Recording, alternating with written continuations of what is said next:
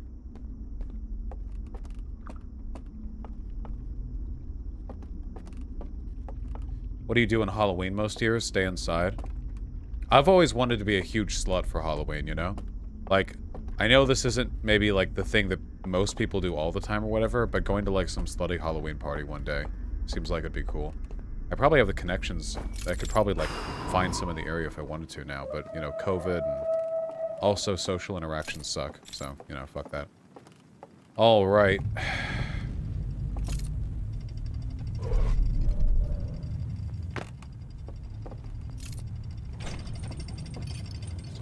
Oh. Wait! Wait, was there someone in there?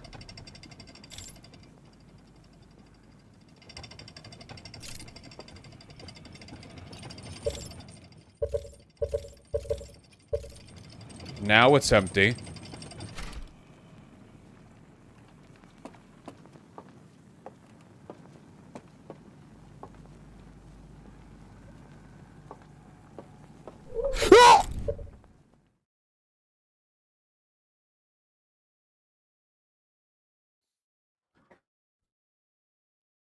Well, now we know that they are not just limited. No. No. No. No!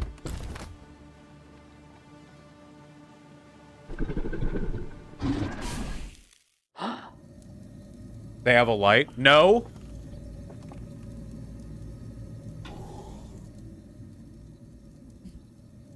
We still have time.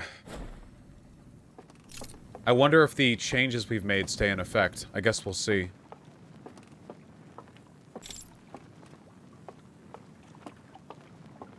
Need to make a game with no pause button. Can we not make this miserable for me, please?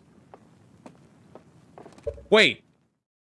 We haven't managed to spot them ahead of time yet. Does that mean that they don't have their lanterns on, like, by default? Is there no way for us to spot them in the distance?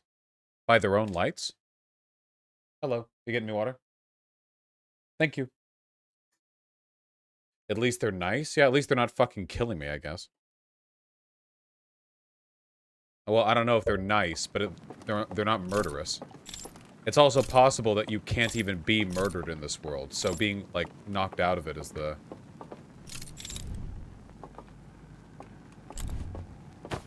Okay, it's still in effect. See, I don't... You motherfucker. Look at him. That's him.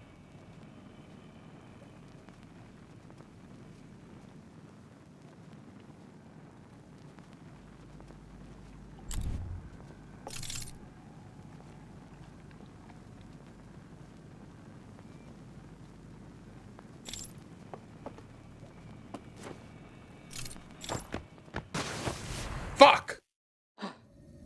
We need to be able to do that quickly. That's incredibly faint. Well, they probably don't want to make it obvious for you, do they? Fuck. Shit like this is gonna give me a goddamn neck ache. You just jump off a cliff? No, no, no. We can make that jump. We can make that jump.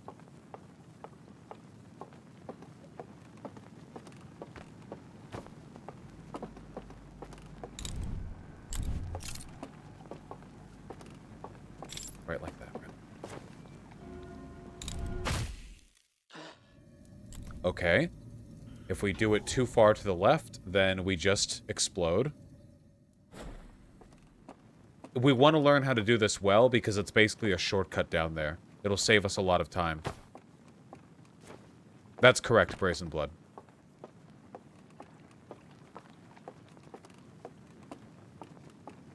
We have to slide off the rocks, but not too much or we lose too much forward momentum. Okay.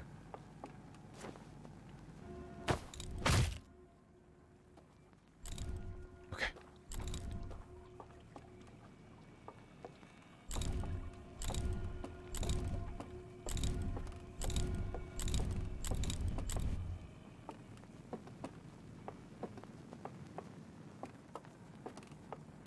Okay.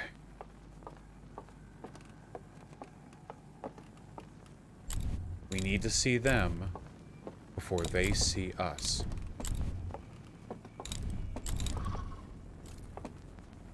No, no,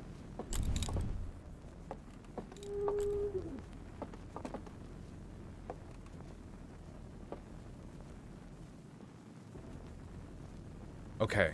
When they see you, they lock onto you with their beam, but if you break line of sight... Oh!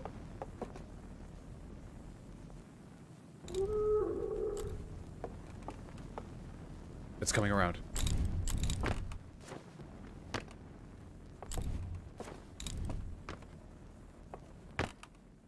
There's another one, but its light's off.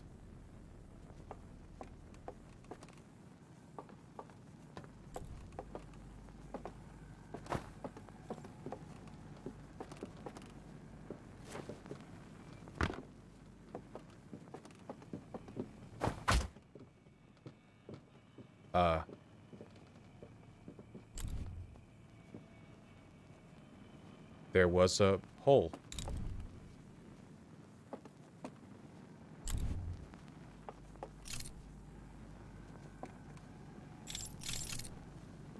Where are we? The understudy?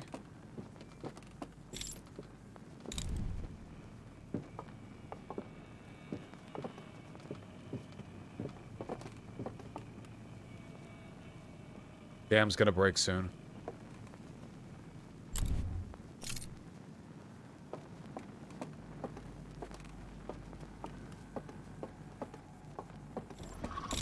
No. Not this time.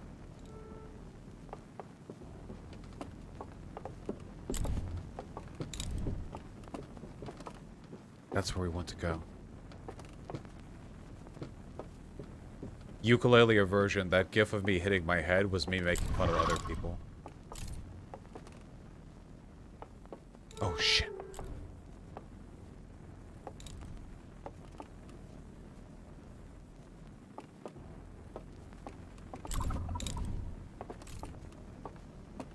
I don't know, just run for it. I don't know which direction to run in. Oh shit. There it is. That's the dam. Everything's about to tilt. I'm gonna wait for the tilt, because it's gonna disorient me.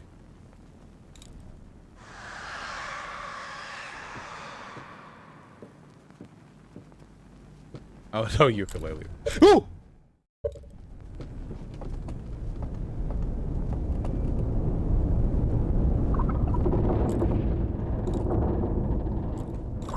Oh, we're fucked. Ah! Oh. Yeah. You're like 8 feet tall, dude.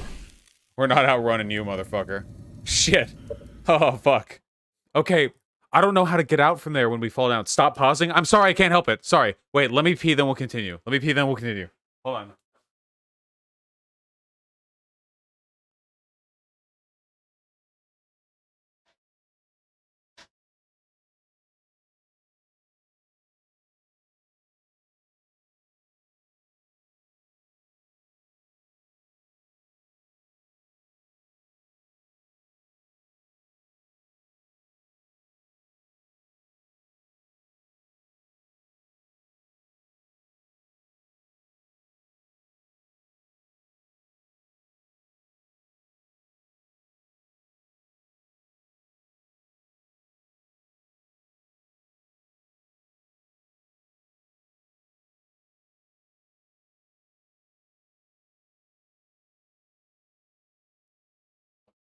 All right.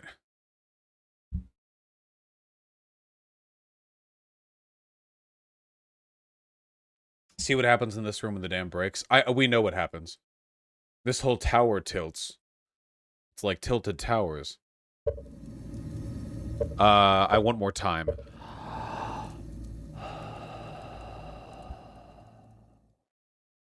We like Fortnite. We like Fortnite. Oh, no. Meditate. Does the dam breaking cause flooding in other areas? Well, sure, all over the real world, but it doesn't seem to affect the spirit world. Can you interact with the real world bodies at all? No. Thank you very much.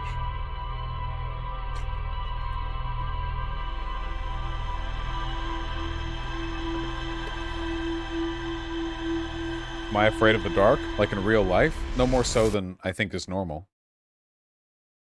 How long do you think a stream will be tonight? Every time I'm asked that, the duration decreases by 60 seconds. Stay woke. I don't think I'll actually be able to stream tomorrow. I have a D&D campaign that I need to do, and there's also some chores. We're not playing tomorrow? Oh. Okay, never mind. There might be a stream tomorrow. You guys are lucking out. That means I might be able to stream later tonight, too. Okay, cool. It did the thing where it doesn't...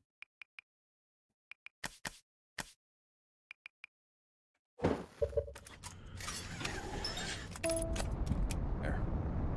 Yeah, we're gonna stream D&D? Nope. Do you DM or no? I always DM. I always DM. I have such cool ideas that I really want to share, but, like, I can't share with you guys because my real-life friends watch my streams, you know? Including Vermin, who always watches my streams, and I play with.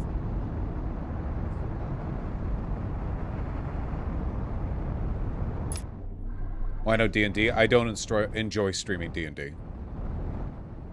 Am I a good DM? I've been told that I'm a good DM. I'm an unconventional DM. I know that as well, but I think that I do well. I'm proud of the work that I do. What's something you can share? Well, I can't share anything about future campaigns because that could potentially be spoilers, you know? And I think I've talked about past campaign stuff before.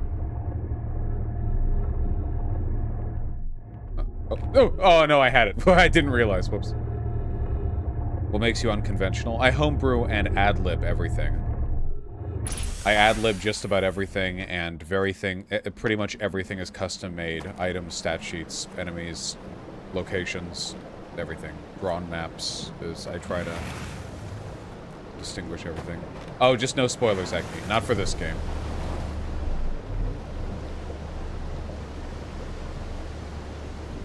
Do you have a dice addiction? No, but I have a couple of nice metal and stone die, which I'm quite fond of. How long have you been DMing? Like, for a pretty long time. Oh, no, fuck! Oh, no, it's over there. I forgot about the artifact. Ah, okay, sorry. Sorry, I forgot.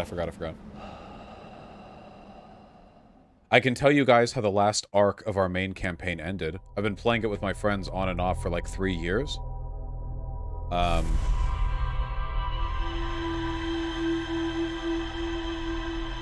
I know, evil space lizard. So in the canon, Orcus, the Prince of Undeath, is a very powerful necromancer who resides in Hell.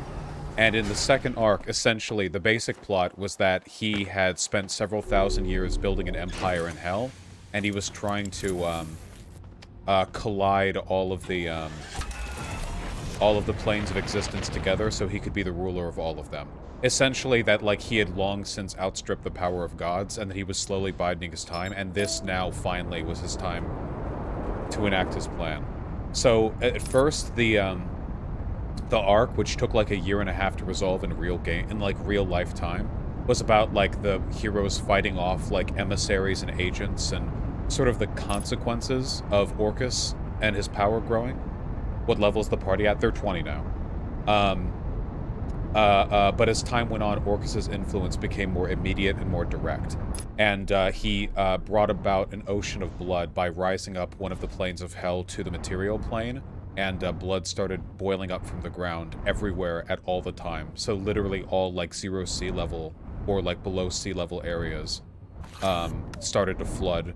And, like, villages and shit started to, like, die and mass, like, basically, like, it was like an apocalypse event. Like, the entire world was, like, fucking over. And before the apocalypse event, you know, the main enemy of the heroes of the campaign, the players, it wasn't Orcus, it was the empire they lived within. They were being persecuted because the empire is full of a bunch of autocratic, theocratic assholes. But the empire also desperately wanted to stop Orcus, so there was kind of a shared interest thing. And, basically, here's the party lineup I did show chat. Oh, yeah, sure. Oh, yeah, it's super, super cute. Oh, it's so cute. Here's, Vermin's art. We have a Yondis at the front, a wood elf rogue who has one arm made of marble. And then we have Honey, a tiefling, with a bandaged hand from a stigmata she received from Orcus. And then we had Fortune, a changeling who often took the shape of a tiefling, a warlock, and a priest. Then we had Beery, a dumbass Eldritch Knight warrior, or a fighter, I mean. And then finally we had Ramona, who was a very ditzy and power hungry wizard.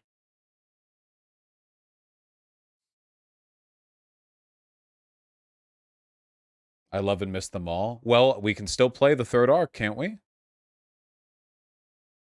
Yeah, this is really, really fucking cute. Holy shit. This character, Eondis, is played by Gale in chat, if you've seen her. Honey is played by Vermin. Fortune is played by a friend who doesn't pop in stream chat. Likewise with Beery and with Ramona.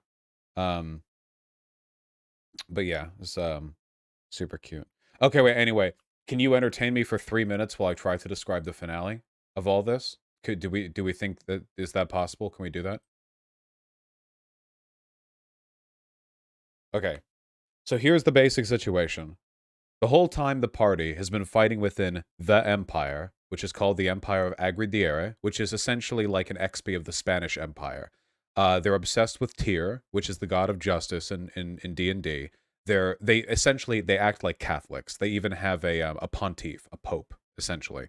And they've been fighting it because they're a theocratic regime and they're incredibly despotic and they've done multiple genocides. But Tyr and the Empire despise Orcus.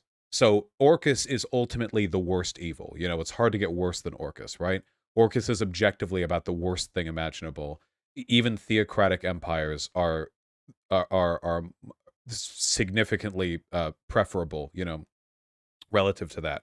But anyway, so I've showed this on stream before, but basically what happened is that the final setting, the final location for the campaign was the party realizing that the Empire was funneling resources to build the city of Tyr, which was a mega fortress city they were building out in a mountain range meant to be like the final holdout for humanity against the invasion from Orcus.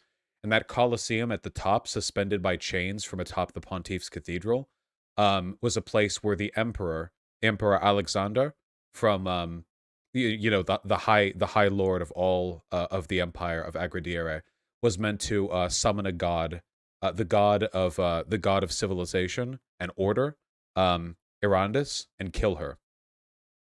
Because in my universe, the way gods are made is when mortals challenge them and win. And the emperor has spent his entire life training to usurp the god of order so that he can take the throne in heaven and then use that power to keep Orcus from taking over everything. Did you draw this? No, I commissioned a friend.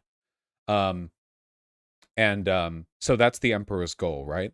But the party doesn't trust the emperor to do this because the emperor has shown himself to be deeply distrustful and also, like, again, an autocratic asshole. So the party, along with the allies that they've made over the course of the entire campaign, essentially storm this city with the help of a titan with a city built on its back. They storm it. They begin a siege as Orcus's ocean of blood is beginning to boil up from the ground.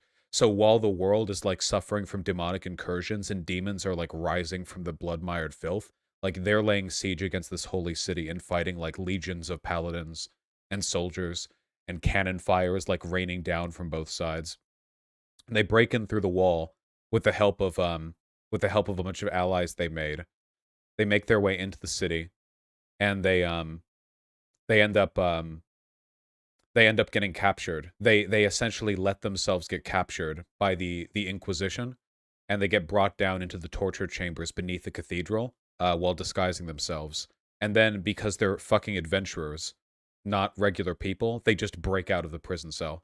It wasn't known that they were there. They were like thought to be peasants, but if you're like level 20 and they're like, "Oh yeah, you're a peasant. Here, be in an iron barred cell." Like, and that's nothing. I mean, they stormed their way out of there and cut their way through the cathedral.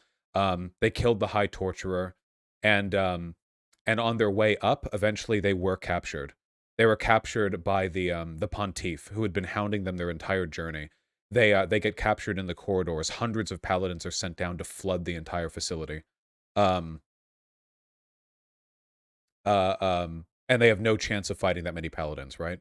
So essentially what happens is they get captured by the Paladins and they're brought before the Pontiff for like the standard villain speech, right? I mean, the Pontiff is a horrible piece of shit, but he's also like an emissary of Tyr and therefore, you know, a very, very, well, very anti-Orcus, very anti-Hell type of dude. You know what I mean? Yeah, he's the monologue shit, you know what I mean? That sort of thing. But anyway, he gets killed. The party has a changeling ally who beheads the Pontiff midway through his speech.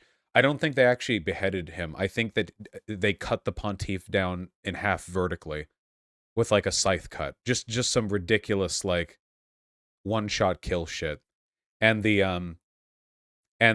break the party out and free, and they make their way up, being chased by like a bajillion fucking paladins, and they make their way over to the Colosseum. And once they make their way to the Colosseum, they face off against the Emperor. The Emperor long since challenged Iranus and killed her in single combat, a god, and is in the process of ascending to divinity himself. So by the time they meet the Emperor, he's strong enough to essentially have the kind of reality warping powers you would expect from a god.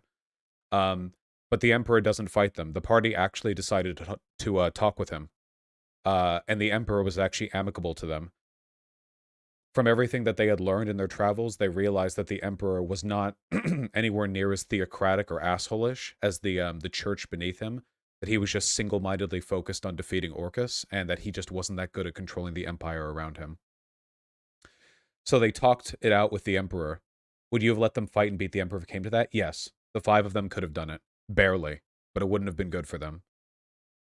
The 5 party members, the party, they spoke with the Emperor and essentially agreed that whatever their differences, the first priority was to kill Orcus, especially now that the Pontiff was dead, meaning that there wasn't really any higher threat available at the moment. It was just Orcus. And then Orcus, who was hoping that the party would fight the Emperor, as I'll admit I, the DM, kind of expected them to, appeared and essentially began what he had been waiting to do anyway. Orcus had already achieved his goal of overlapping the planes of existence like days ago. He was just waiting for the Emperor and the party members to kill each other because that was the last real threat that he faced. But since they ended up teaming up, he just sort of shrugged and did it anyway. And is this too nerdy? I'm like 2/3 the way through.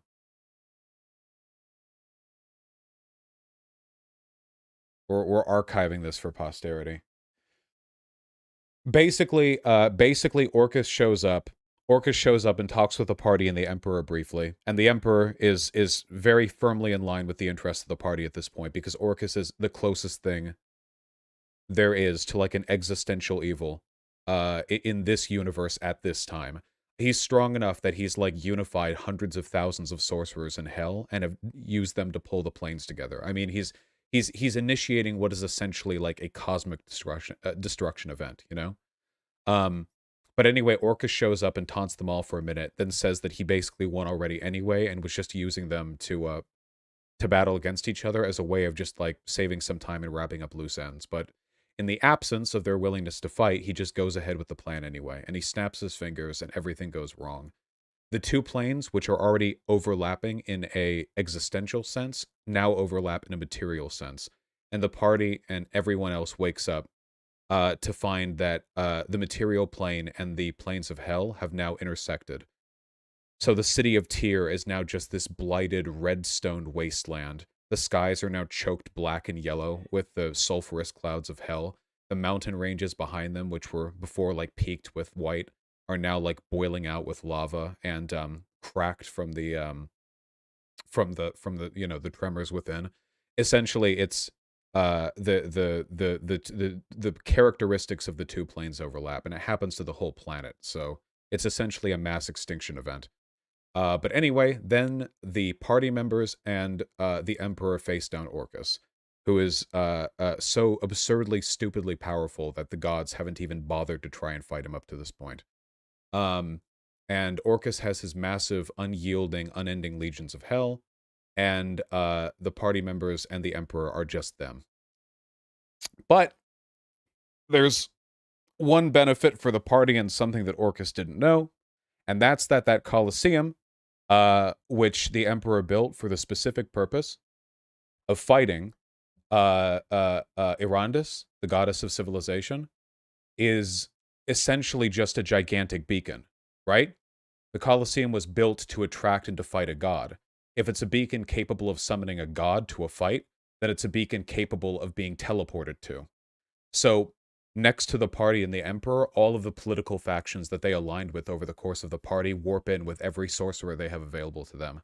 Like hundreds and thousands of soldiers from the remaining free armies warp in to help with the final fight. Which is good, uh, because they absolutely very much would not have been able to survive without that. Yes, exactly, Soy, just like the end of Endgame. Very, very true. Just like the Endgame Avengers movie. And then began, like, 4 sessions of fighting. And, which I think were cool. Which I'm gonna describe, and then we're done, because it's the final fight, right? I mean, that's pretty much it, right? So, the basic in a mechanical sense, Orcus is essentially invulnerable to the party. There's, like, no physical way that the party would have had any chance of hurting Orcus, you know? Um, like essentially zero. There's nothing the party can do against him.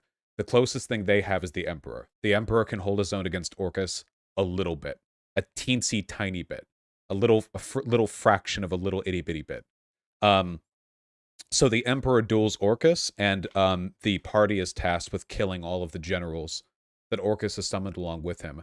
One of which is actually the ex-partner of one of the party members, long story, a succubus who they met in real life many years ago, who's carrying a blade specifically designed to kill gods. So they take down that ex, because it's their job to kill the Emperor by essentially one-shotting him with an anti-divine weapon. So they kill the ex of one of the partners, one of the generals of Orcus, along with a few others. I think there was a massive succubus who I can't show drawings of because they are always nude. A giant, like Beelzebub, like bloated fly that spawned other flies, and then there was a warp dog, which I actually really liked. It was completely immune to all forms of magic damage, and every time it took any kind of physical damage, it would teleport to another location. So, and it would cast spells from a distance. So essentially, it was like they had all the players on the team had to coordinate their attacks to hit it, because if they didn't, then it would just warp out from the future ones. It was like infuriating for them to deal with. It was very, very funny. It had so little health too, but it didn't matter because it was so hard to do damage to. Um, but anyway, eventually they get it, and the party members acquire that god-killing weapon, and they run forward to try to kill Orcus with it, right? And in the process of doing so, another god, a god that the party had come to become friends with in the previous arc, Solstice, joins the fight and tries to fight Orcus along with the Emperor. And the two of them together are just barely able to hold their own. But then things go wrong. The party fails in killing Orcus. Orcus steals the sword from them and one-shots the Emperor.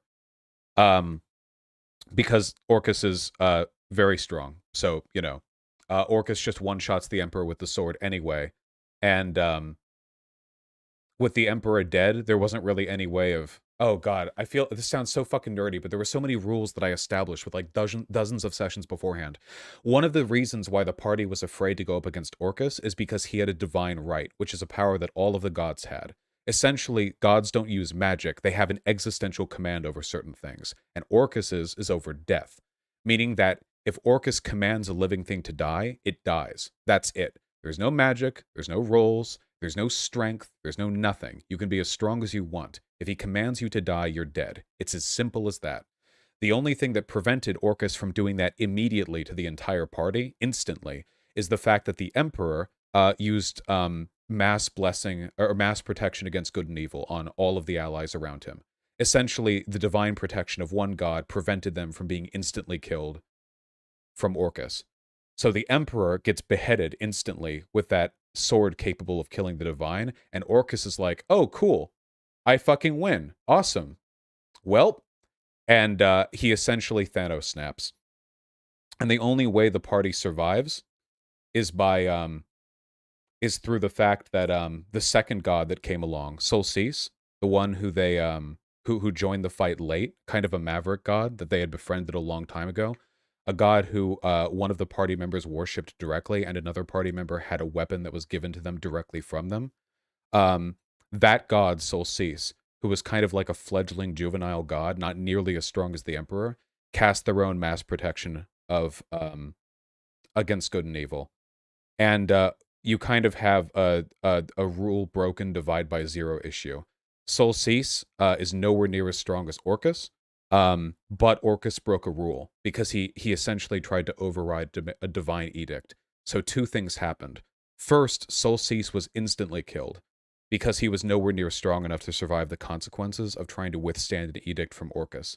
Why are you holding your hands up? I'm just keeping the blood flowing. Solstice was killed instantly, blown to dust, and Orcus's staff exploded because his divinity didn't come from himself. It was channeled into a staff that he had carved from the bones of the dead child of the Raven Queen, the overseer of the spirit realm of the astral plane. So his divinity wasn't in him; it was in an artifact that he held. But he broke a rule too. They both canceled each other out. Solstice died, and his staff exploded, and without that staff, Orcus lost his ability to command the divine and essentially just became a very powerful necromancer. Which means that now he's no longer invulnerable to the party. Now they're capable of fighting him. But Solstice was not able to save everyone. Most of the people around them died, including a bunch of named NPCs and thousands of soldiers on their side.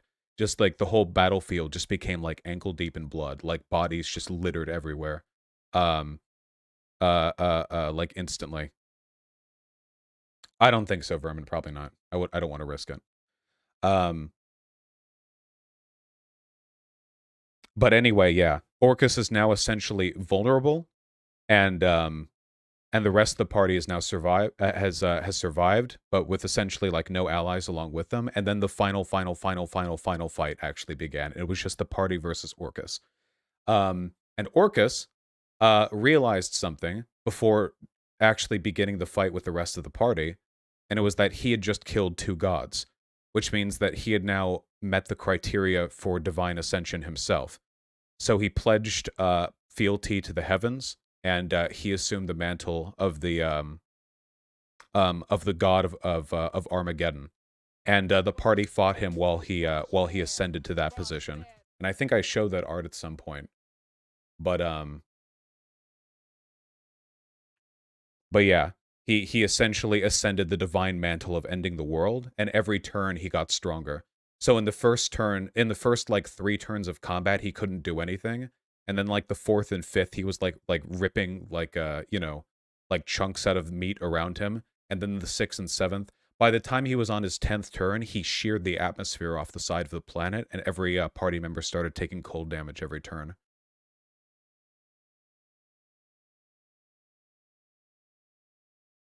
And it was like an extinction event for the universe. Like the stars started dying out in the distance, you know? Like the light started burning out from the sky, and like the yellow haze started turning black. Like the earth beneath them started like it was over, you know? But like Outer Wilds, exactly. You guys got it. But anyway, he got stronger and stronger and stronger with every turn. But as strong as he was and as stupidly powerful as he had the potential to be, he still had one meaningful weakness, and it's the fact that his body was still mortal. Because the process of ascension takes time, right? Eventually, they did enough damage to him that he stopped ascending, at least for a short period of time, you know? They halted his ascension briefly. And then he started to degrade. He got weaker and weaker with time. And towards the end of the fight, he was essentially no more than a human sorcerer again, a human necromancer again, as he was like thousands of years ago before he even went to hell and began this whole thing. And eventually he was just, his power was just blown out, and he just collapsed onto the ground. And then, in a thing that I didn't expect, one of the party members actually finished the fight and executed him and ascended to godhood themselves. So now that party member is fucking retired. Eondis, that wood elf with the one marble arm, executed him and ascended to godhood herself at the end of the campaign. And if they ever do a third arc, then she's canonically a god now. What did they become the god of? They assumed Solcease's mantle because they were a priest of Solcease beforehand, and Solcease was the god of atonement. And that's the entire fucking thing. That was the whole goddamn thing that happened. Right there, okay? That was the whole fucking finale. They succeeded in killing Orcus permanently. He's gone forever. Yeah, 90% of the planet's population is dead. Half of it from the demonic incursion, and half of it from Orcus shearing the atmosphere off of the surface of the planet, and exposing millions of people to the void. Which was not a great thing to do. How many hours to play that? I mean, it took years in IRL time, but yeah, that's the... Okay, we made it. What are we doing again? Procrastinating so we don't have to play a spooky game? That's right. Are the realms still overlaid? No. With Orcus dead, his command over the sorcerers in Hell waned, and they stopped using their power to try to transpose the physical realms. A bunch of other shit happened too. They killed a kraken. They did a whole bunch of stuff, you know. A whole bunch of stuff. But the third arc, I'll say this, and this is the only thing that I can say about the third arc, which I'm really, really excited for, okay? So, early on in the second arc, which everything I just described is the second arc, because there was a whole first arc before it, yeah. Early on in the second arc, they encountered a character called the Titan Slayer, like a mythically powerful hero, not known about anywhere, and not written of in any history books. Excuse me. They encountered them early on. They met and they expected to fight the Titan Slayer. And the Titan Slayer ended up being amicable and then threw a building at another building and exploded both. Like, strong beyond level 20. Like, unimaginably, stupidly, absurdly beyond strong. Like monstrously strong. The party couldn't kill him now if they wanted to. But they encountered this guy known as the Titan Slayer. And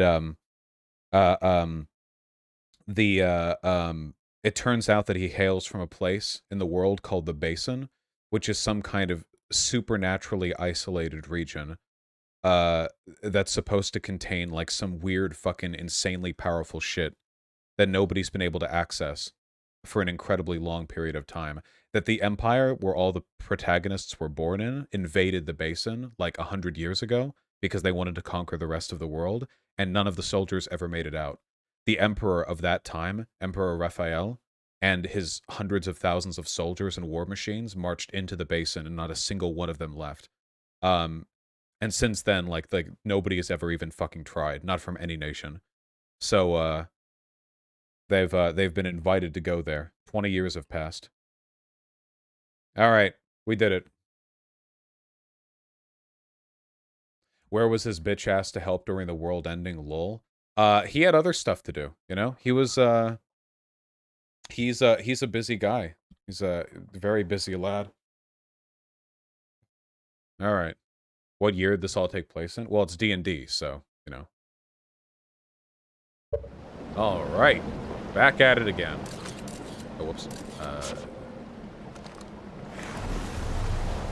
Why ruin a good nap for the end of the world? There are answers to that question, and I just can't answer them without spoiling stuff. So, yeah.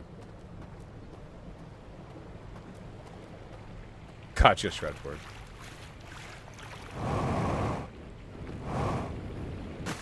There are a lot of parts of the second arc that I'm super fond of. When the party fought the Kraken, they commandeered like an ancient pirate ghost ship that was fueled by gold and treasure that you put into it. Like, if you dump thousands of gold into it, like, it fuels not only the ship and its cannons, but also this void shield around it. And they essentially had, like, a pirate arc where they went out to kill a Kraken, and they, like, fought against it. The Kraken was the size of an island. It was kilometers large. So they piloted around it in this gigantic ship for as long as they could. But eventually the ship got torn to pieces, and they went down into the water to cast a banishment spell against it. They actually succeeded in sending it back to the elemental plane of water. Would you have let the universe end if your players had rolled bad? Was there some kind of alternate ending they would have gotten? Orcus would have failed no matter what. But the party was absolutely not guaranteed to have seen that through. There was something that Orcus had failed to consider in his calculations. There was an issue with his plan.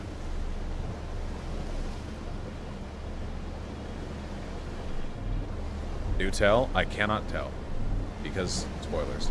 But there was an issue in his plan, so no matter what, the universe, would have been righted, but it would have been the difference between 90% of humanity dying and everyone, everywhere, dying. With some very small pockets of survivors. It would have been a monstrously different outcome in many, many ways. One of my favorite things, though, was how everything ended for, like, the party members, you know? Because, so one of the party members went off to become a god. Vermin, who played Honey, the tiefling, had a boyfriend who they met in the first arc called Sorn. And Sorn is like a several thousands-year-old, drow, who was, essentially blessed by wind elementals. But in their universe, Sorn is actually the last drow. The blood ocean that encroached up from the ground, it flooded the Underdark, the cave system deep beneath the material plane. That's where the drow live. All underground species, from the Svirfneblin to the Duragar to the drow, they all were just genocided, every one of them, down to the last man, except for whatever stragglers may have been on the surface, with the exception of Sorn. So Sorn is now is now basically like the last survivor.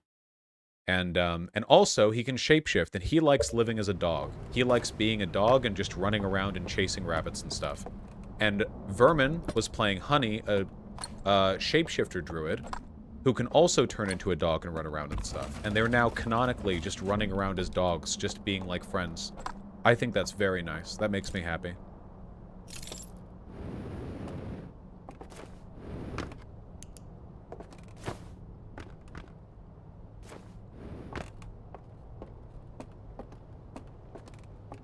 Ramona and Beery are the two who are actually going to be continuing into the next arc.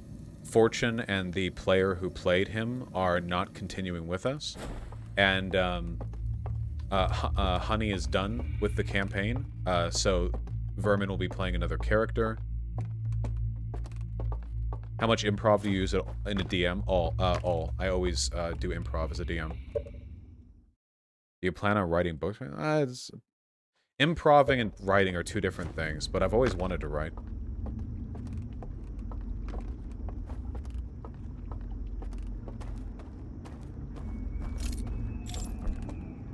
We got this. Would I make this story a manga? No, I wouldn't.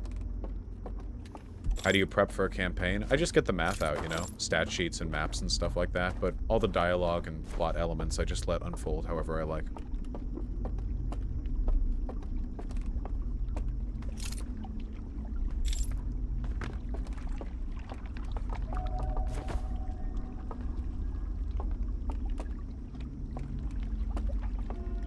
Hey, Celine.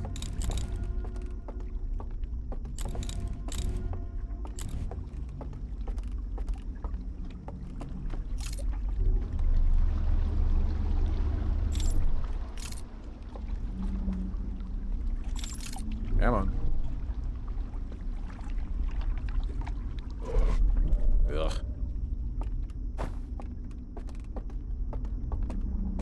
Alright, let's get spooked again. Let's go. Do you make your spellcasters use material components? Well, spellcasters don't have to use material components unless they have a GP value if they have the appropriate casting element. If you have a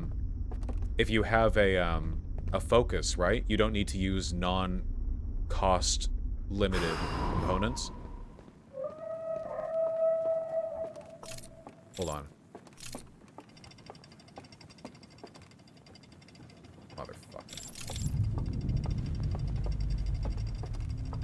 Oh, yeah. There you all are.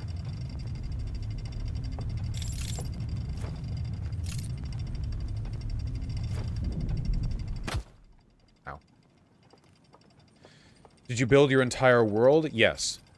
The only thing that I kept from the Forgotten Realms stuff is the fact that the whole world is called Teril.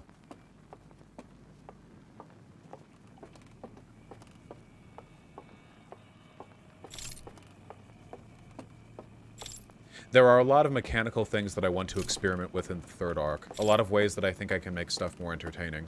For example, I've been reading a lot on video game design, and I have some really cool ideas about how to make combat encounters more interesting.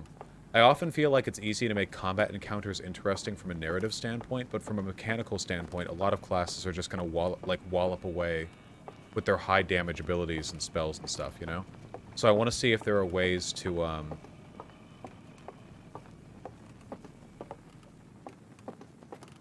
want to see if there are ways to make that much more interesting. And I think I've found some, you know?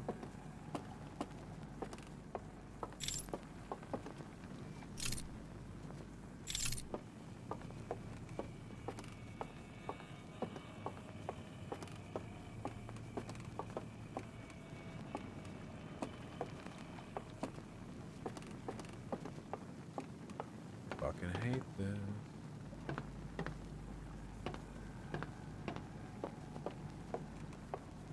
Do you remember where you read it from? The game design stuff? No. It's just been sort of like picking up tidbits over the course of the past year and a half or so. I do not watch any D&D YouTubers. I've never even seen Critical Role.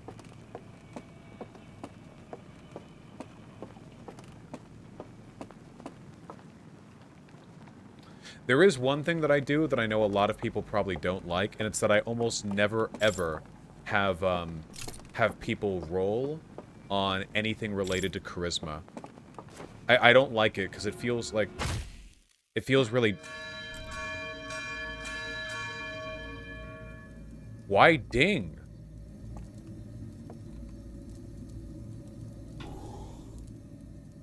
That's new.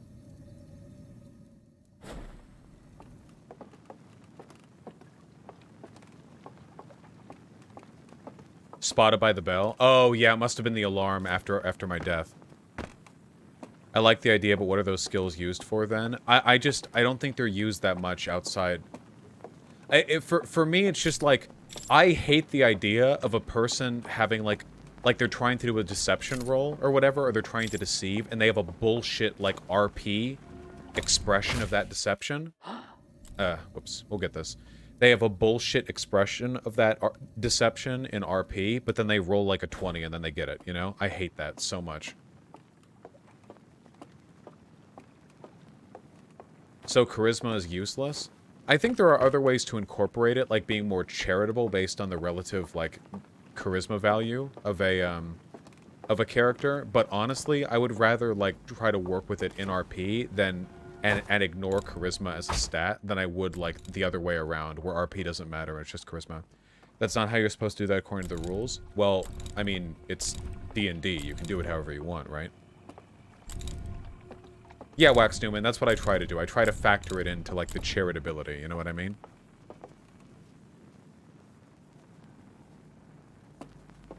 Yeah, I am the rules. I'm the DM.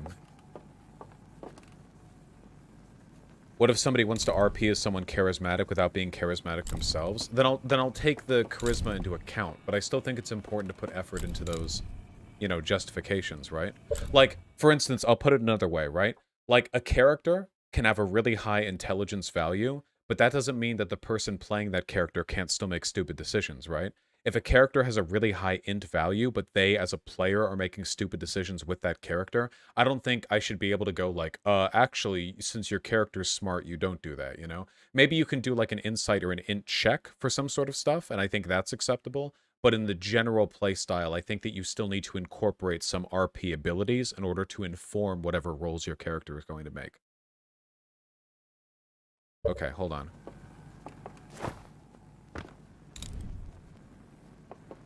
Hold on.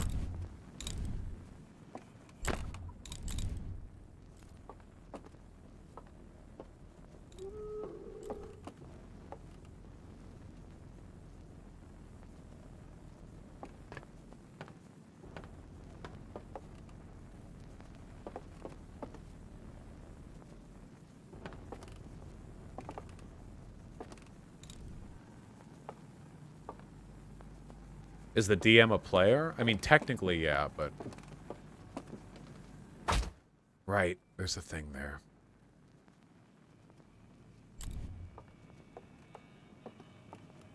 How do you get out of here?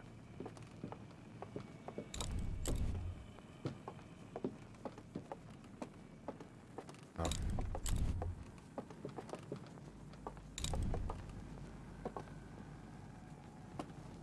Oh.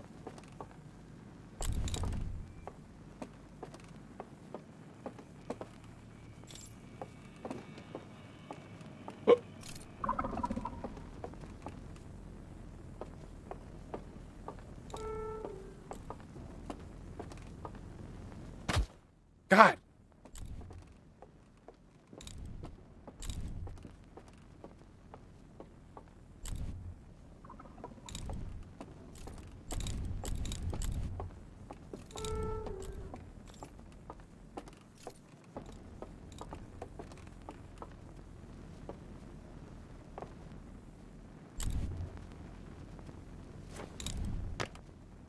This is hard.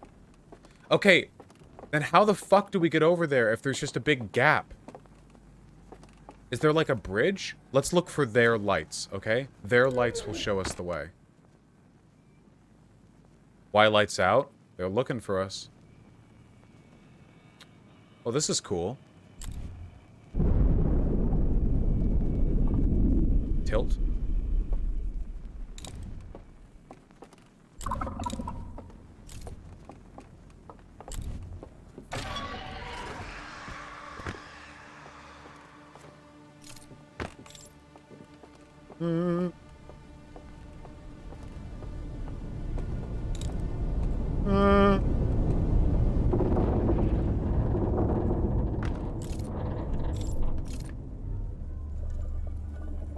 Fuck you.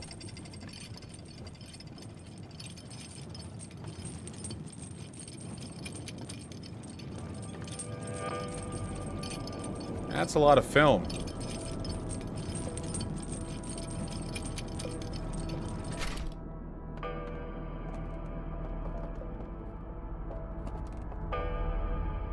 Pretty.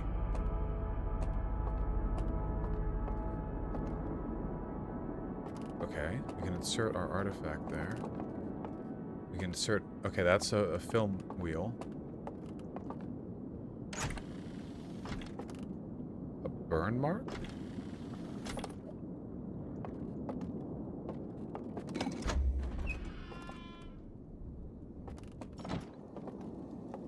We no longer have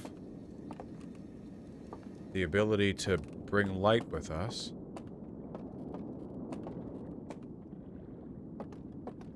Yeah, Comrade Zola. Do you ever plan the story or just make it up as you go? There are big plot elements that I, like, intend on, but I try to keep things fairly loose and free-flowing. I don't want to, like, railroad players. And sometimes I do feel like I end up railroading them a little bit, which is why I'm really excited for the third arc. Because for the third arc, I am very... it's really gonna be up to them, you know? Very excited for that. Okay, hold on. Okay, the Eye of the Universe. Okay, this is the one we didn't see before, I don't think.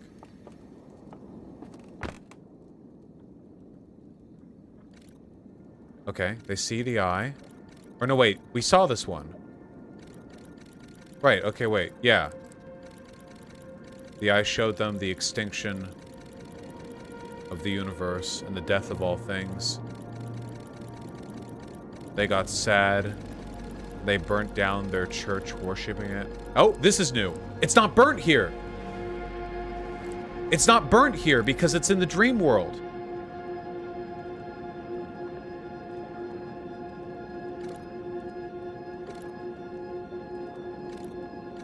And then they constructed this thing, a probe. This is the thing we saw. This is the thing we didn't have a connection to. Remember? There was that control panel we didn't have a connection to. Which they built to contain it. Contain the signal from the Eye of the Universe. Because they thought it would snuff out the universe. And then they entered the cloak. So this device that they don't have a connection to is meant to snuff out the Eye of the Universe? To contain its signal or the effect of the signal?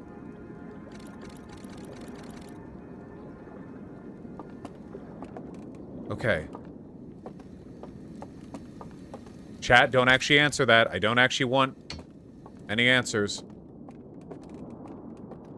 I'm just...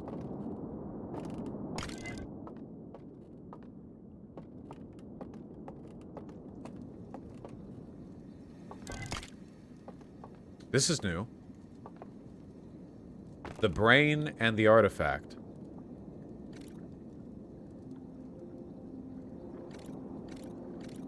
Okay, this is the means by which...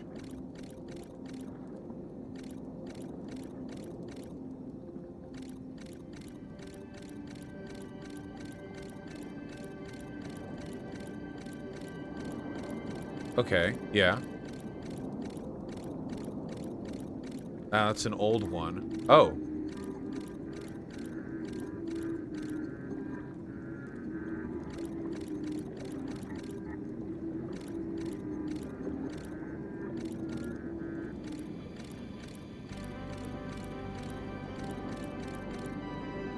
So even in death, this was an old one, but even in death, they can be sent there. Okay, so that confirms it. All of the aliens that we see wandering around here are dead, but this preserves their spirit even after death.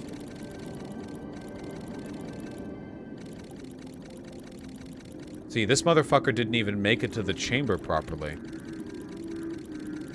Hey, Artemy. What, baby? Creepy slide. Or did it kill him? I don't think it killed him. It looked like he just collapsed, you know? God, their mouths are creepy.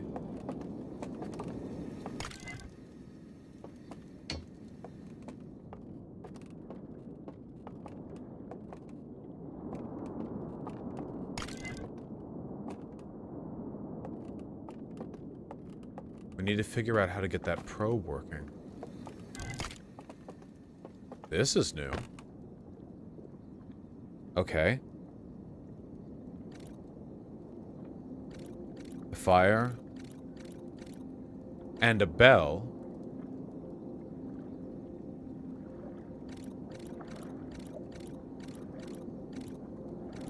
Resonates with...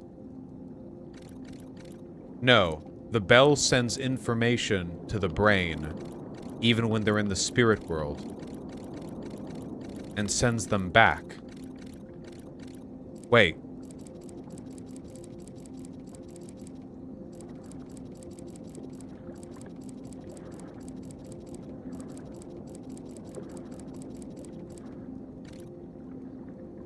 That one was dead before. The one on the left is a corpse. You can see its hollowed out cheekbones here.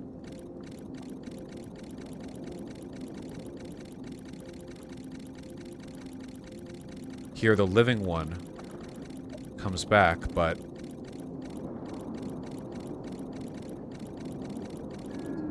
if you're already dead, the bell can't send you back. Okay. Well, that makes sense intuitively.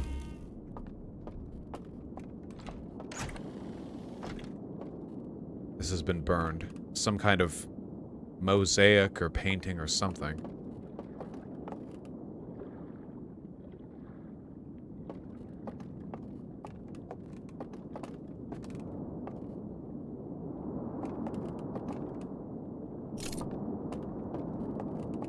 Are there no more reels?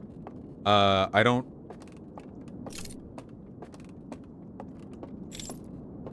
believe so, but we can check once more.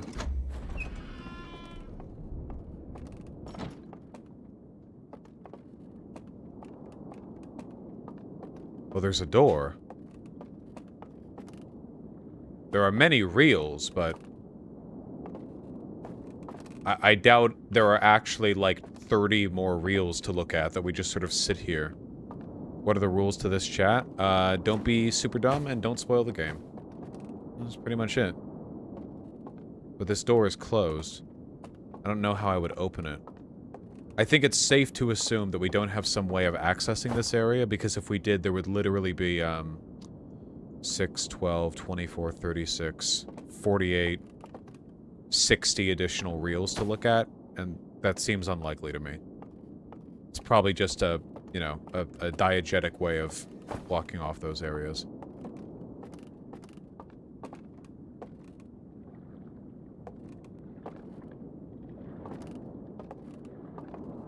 That's interesting. Look at this wall. What is that? Is that a... What is that physically? Is the water here at a lower elevation than the water there, or is it some kind of shimmering barrier?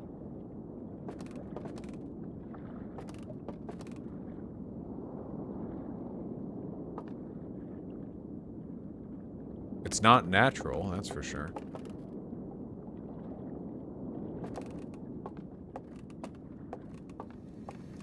Creepy.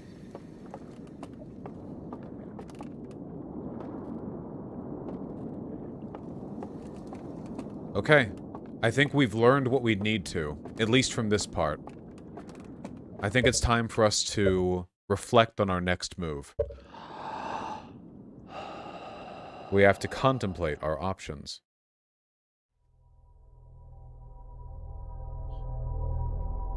Hello.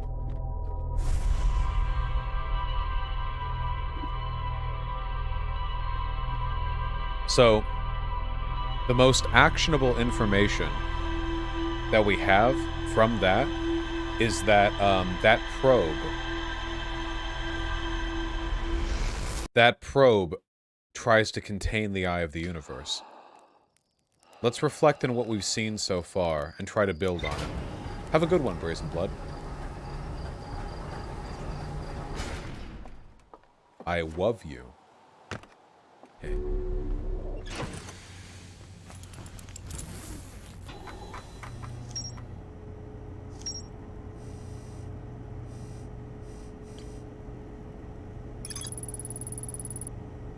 I found a projection that shows the stranger moving beyond the reach of the supernova. Yes, I remember that.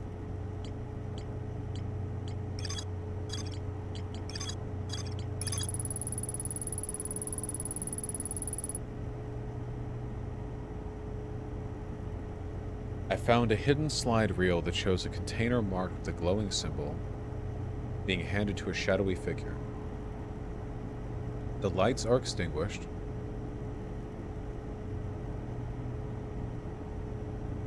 The figure carries the container down into a dark well.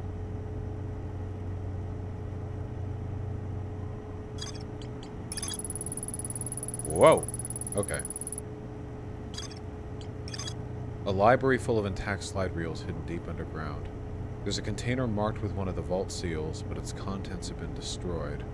I found a slide reel that shows the strangers and inhabitants analyzing the eye of the universe. Intact slides reveal the construction lots of spacecraft to block the eye signal. I found a slide reel that shows two artifacts being lit near a green fire. The first artifact lights after its bearer falls asleep. The second artifact lights after its bearer dies.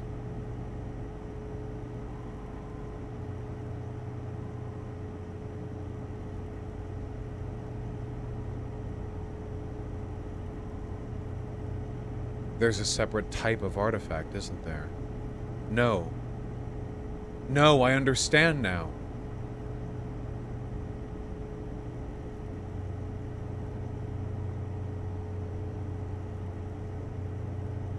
We have to die. When we're holding an artifact, if we die, our soul will be entered through our death, but it will make us immune to being expelled from the alarm bells. We will gain some kind of... We'll gain something from it. If we die, we go in there. It's a one-way trip, but we can learn something. I don't know what area would require us to be immune to those alarm bells yet, but that's something we have to keep in mind. But we don't know how to die. We have to learn how to die in one of those rooms. It has to be before water rushes in. There's not enough room to just fall down. One of those temples with the fire has to offer us a way of killing ourselves. We will learn. There are many other things I wish to explore out there in the real world as well.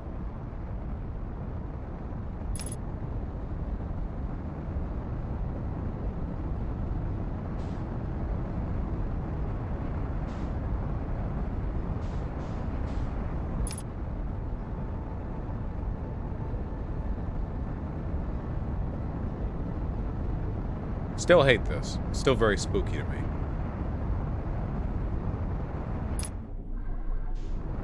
I remain spooked.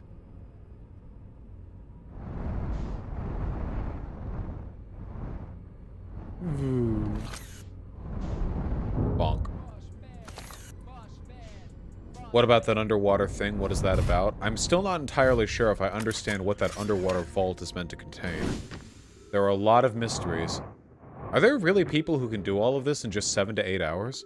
Maybe I'm just really bad at this type of game, or maybe I'm just so taken in by how beautiful it all is, but I'm not very good at rushing through these puzzles.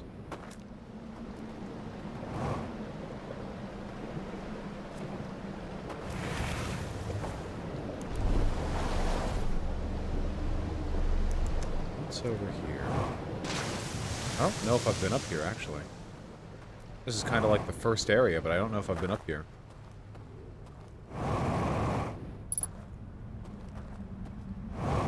Chat is like half spoilersing. Fun's out here, guys.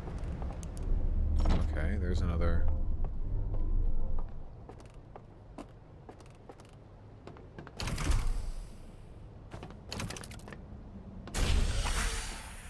Oh, this is another entrance. I see. I see. This is another way in.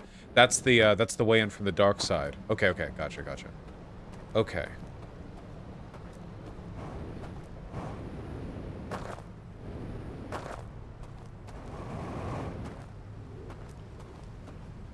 There's still...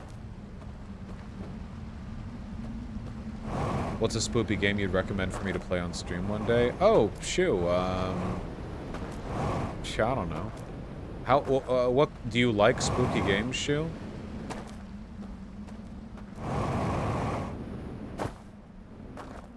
No?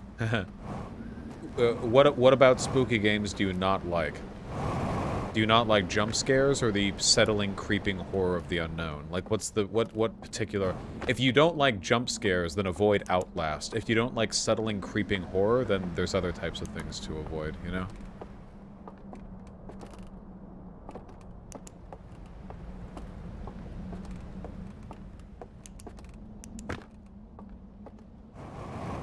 You should probably defer to chat's recommendations, because I don't really know that much about horror games.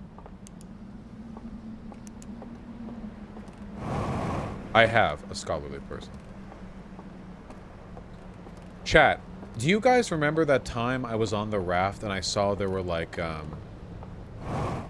there was a door built into the side of one of those canyons?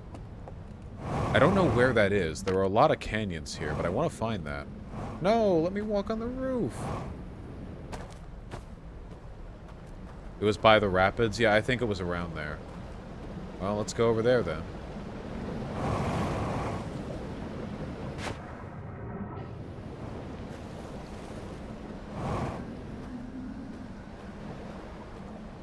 Nice, B. William. Will I ever play Deltarune on stream? No. Games like those aren't meant to be streamed. They're just not. There's no room for my commentary, you know? The games are already fun. Like, they're meant to be experienced on your own. Somewhere over here.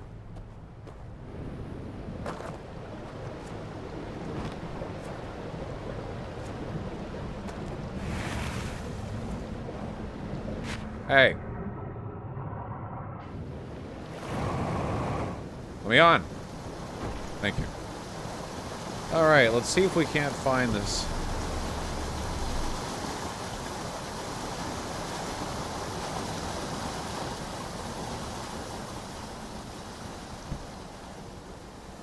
Go down as far as we can. Boom. Okay, it's not here. I think it's by these rapids over here. Hold on. I don't often travel down the right side over here. So let's try to go over here.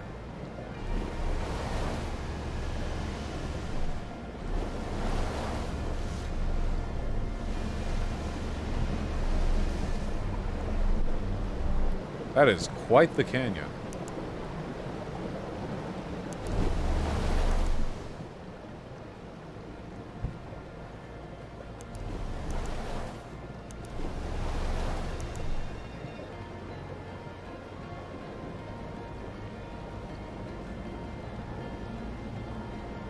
All right, anything here?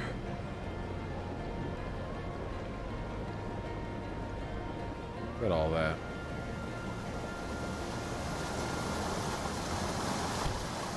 Boing.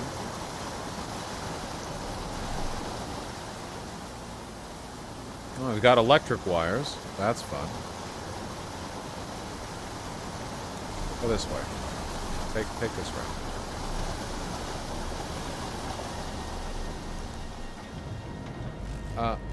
Amide, I think... Oh! Hello, entire village I haven't been to. Holy shit. I mean, I think I hold pretty much the same positions now that I did back then. Ship log updated. No shit, ship log updated. Hello, hello.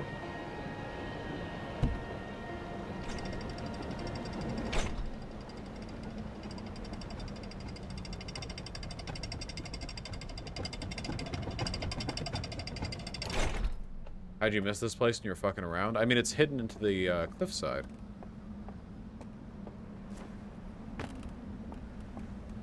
Okay, here's an elevator. Okay, so that goes up. Let's try to explore this methodically so we don't miss anything. Is there anything below the level we're on right now? That's something. Okay, keep that in mind. It looks like there's a little blocked off area over there.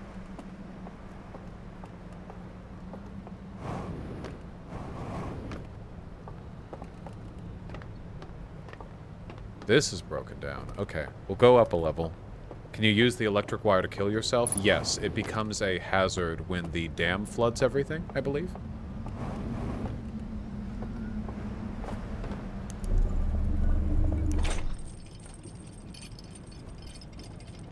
There's a glowy thing on that sign. We can't read it. We don't have their language. We don't have the ability to translate it.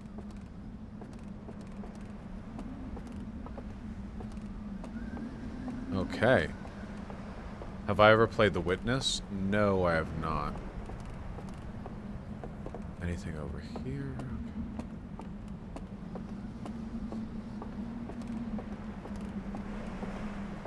Such a pretty game.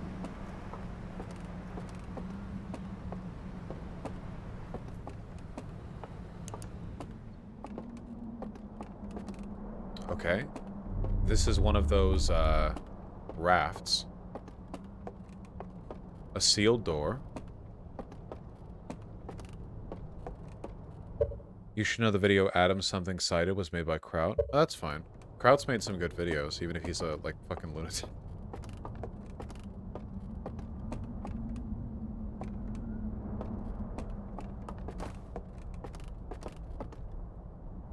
Uh-huh. Oh, this looks relevant. Look, these are all 3 different types of Wait, are these 2 different types of artifacts? Look, that's a lantern over there. Those are normal. But then... And that's the type of artifact that we've been using, but this is... Is it just closed? Like it has the gate at the front closed? It's the same artifact, just in a different state? Huh. We access it through this door. There's a pipe leading to that door, which connects... Maybe. We'll be back. We'll be back.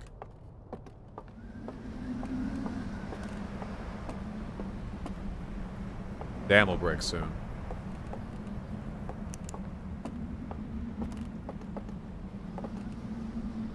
I don't think the dam breaking is going to affect this area much at all, though. I mean, we're pretty high up. Let me finish looking at these right over here.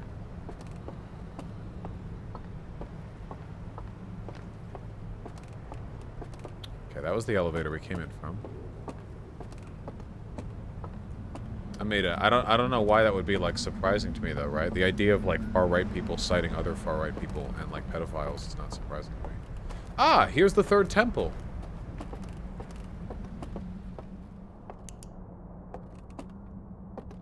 There we are. There's the one with the planet. Okay, I'll keep that in mind. We don't have an artifact on us right now, so we wouldn't be able to go there anyway. Wait, but actually, do we have the ability to end our life in this one? Remember, there's something else we can do if we die and access the spirit world that way.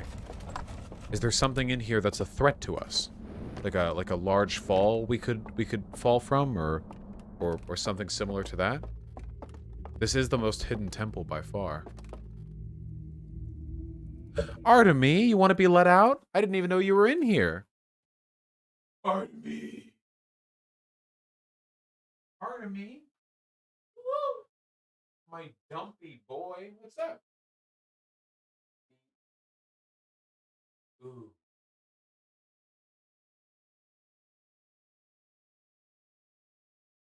So dumpy. So chumpy.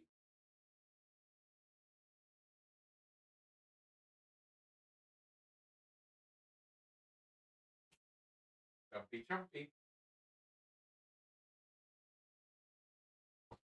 Ugh.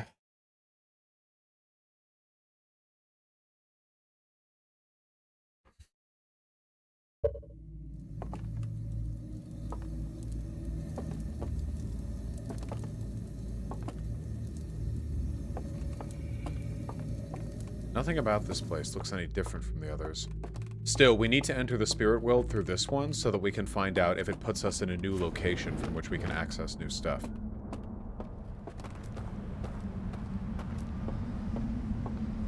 Now let's explore this side.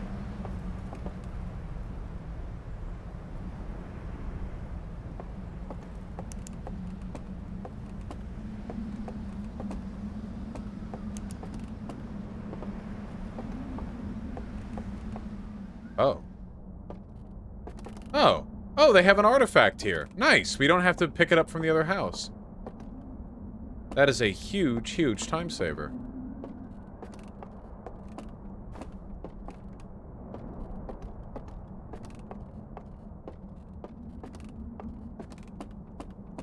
Two film reels. Though we are going to need a lantern. I don't know if the artifact will be enough to light it. I guess we can find out. No, there's no pedestal to put it on. We need a lantern.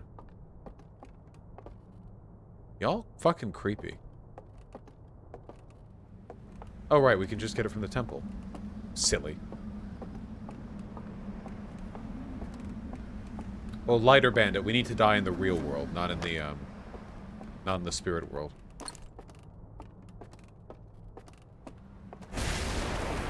Oh, there it is.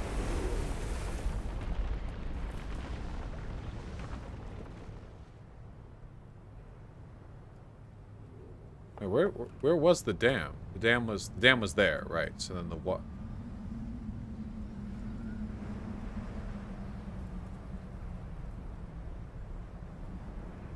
Now, I imagine this is like not going to affect this at all, but it's possible this whole thing collapses. I guess we'll find out.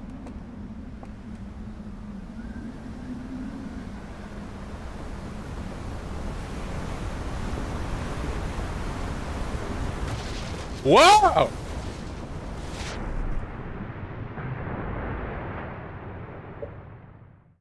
Well, guess you live and you learn, don't you? That cuts our ability to figure all that shit out. We can get back there faster this time. Why didn't you see while standing off the bridge? Because I wanted to look.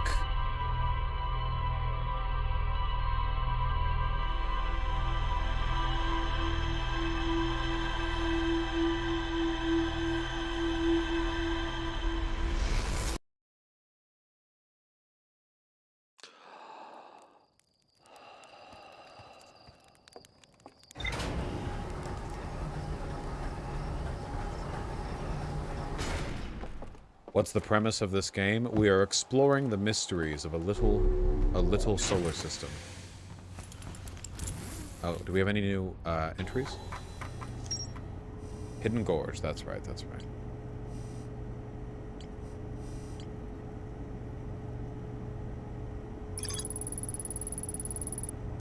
Oh, we'll learn. So noted, Chester. Y'all having a good night?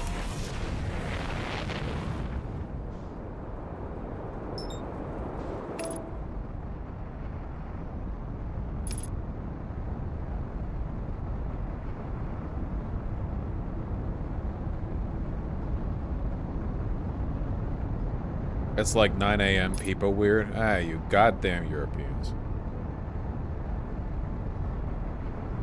I wish I had more of a stream audience on Twitch. One thing that I notice when I start streams instantly is that my Twitch audience fills in really quickly. Like within 30 or so seconds, about 200 people will be in there, which is crazy, you know? But it's because on Twitch, you will reliably get notifications when somebody goes live, whereas YouTube is incredibly inconsistent and fucky when it comes to informing people if I've gone live. I really wish I had more of a streaming audience on Twitch. I know I can't make money from Twitch at the moment, but still.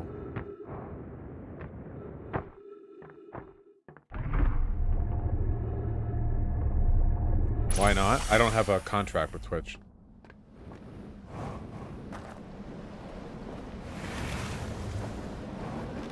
I followed on Twitch just for notifications. Yeah, I think that's probably like the right thing to do, right? No, Enerby, can't stop. What do in existential crisis? Probably don't watch me play Outer Wilds. Yeah, Bloodia. It's just a thing on YouTube. It's just how it do and how it be. Oh, we're gonna bump into that real goddamn hard. You. But you always ignore Twitch chat, Sag. Well, what I really want, I mean, is the reliability of Twitch stream notifications more so than anything else. But in terms of people chatting and donating, of course, I want you all on VGG. The pit was a good move, though? Yeah, yeah, for sure. Beep, beep. Beep, beep.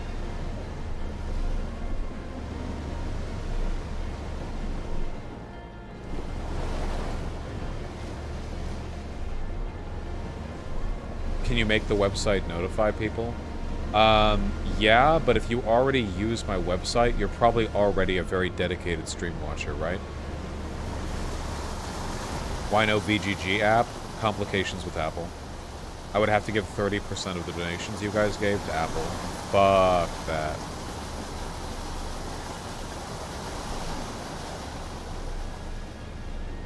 Android? It might be doable with Android, but like...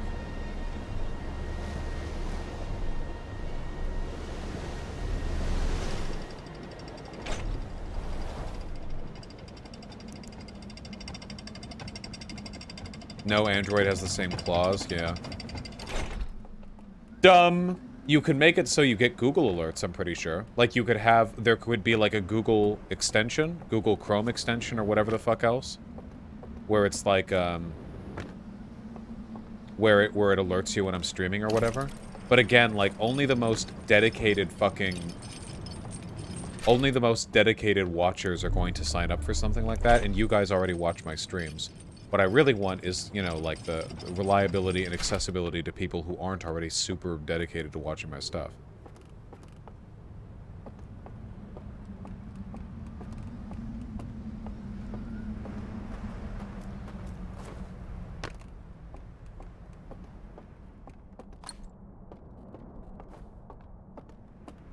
Easiest thing you could do is just make a Twitch account and then, like, follow me there, in which case you will just get, like, push notifications.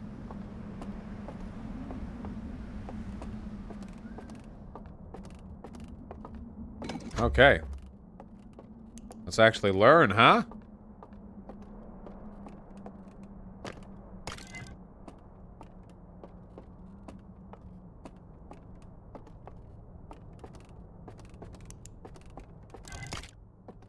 Oh, okay, here we go. Here's the triple signal thing. We've seen the other two. Riveting. Cool. Thank you, as always.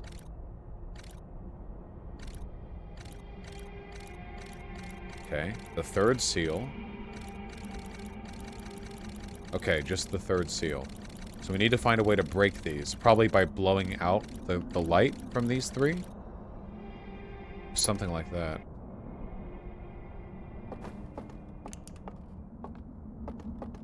That's true, Epson TV. There's problems all around. Yeah, Caponis. It's White Nervosa.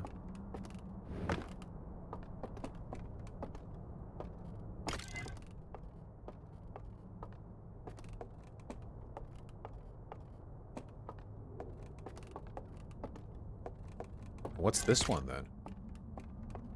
Okay, I think this is the last slide that we haven't seen. They're looking out at our solar system.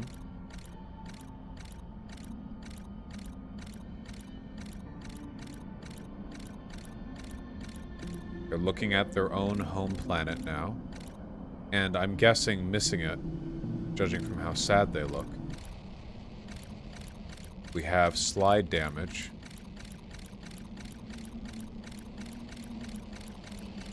A lot of it. But then they built a way to go back.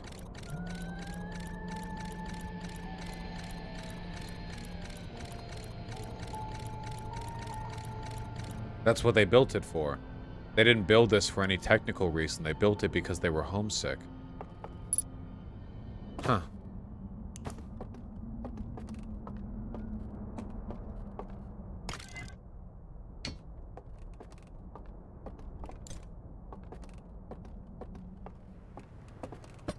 Let's finish looking around in these houses, and then we're going to enter the temple from this area.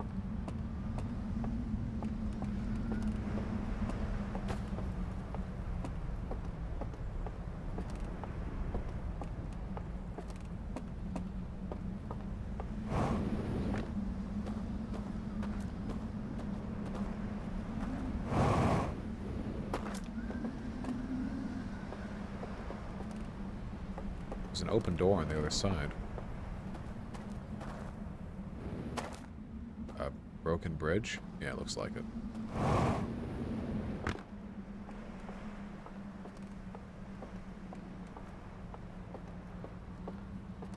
What happened to that manga idea you had? Well, it's still in my head. I mean, busy boy. And those things are not easy to... Oh.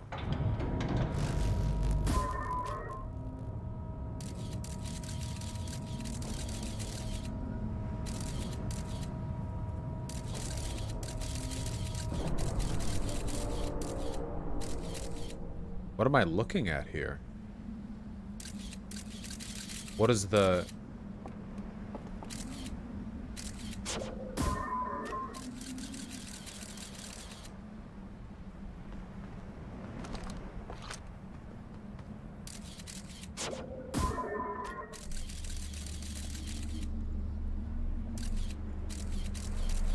Oh, the light! The light from my scout. If I time it just right...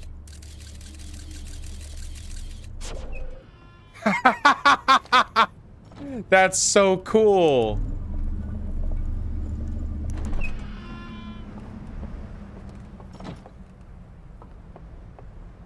Fuck, this game is so good, man.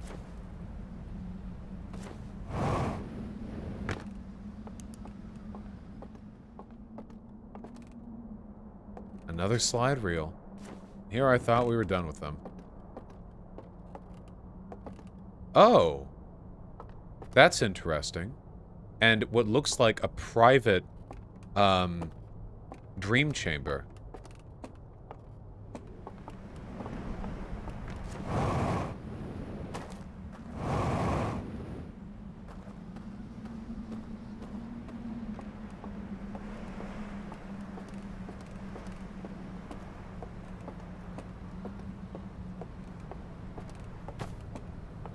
I'm excited. This one was hidden behind a puzzle. I hope that means it's more cool.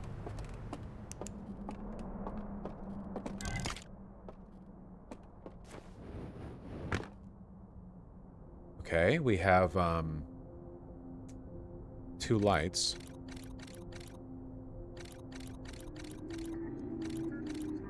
Damage? A fuse blowing out? It looks like a person, almost.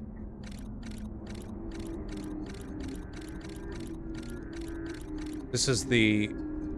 This is the outer shell. This is the outer shell of the rim world. Of the ring world.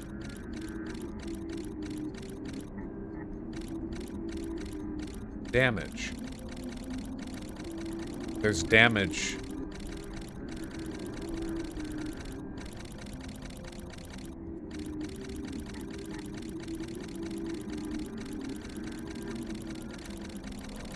Interesting. It's lit on this side, so this is probably the sun-facing side. We need to keep an eye out for that. We'll keep an eye out for that. There's damage.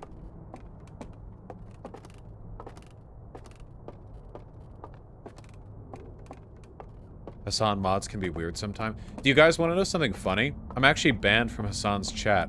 I wasn't until like a couple of weeks ago. And I wasn't even banned while I was in chat. They banned me via my email. As in, one of the mods, no shit, entered my email to ban me remotely when I wasn't even there. Because I guess they, like... They like, thought of me for a second, got really mad. I'm never even in Hassan's chat. I don't do anything in Hassan's chat.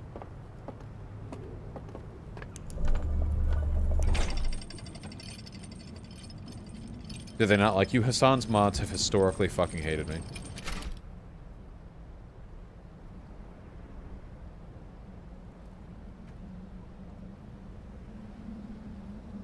That's not even Hassan either. He's told them not to do that. Has Hassan specifically said not to like randomly ban me? Or just like don't randomly ban people you don't like? They do hate me.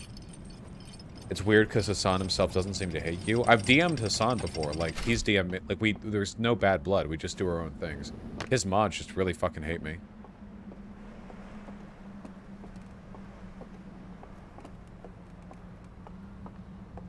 Again, it doesn't really matter. I'm not, like, posting in Hassan's chat. Oh, hello.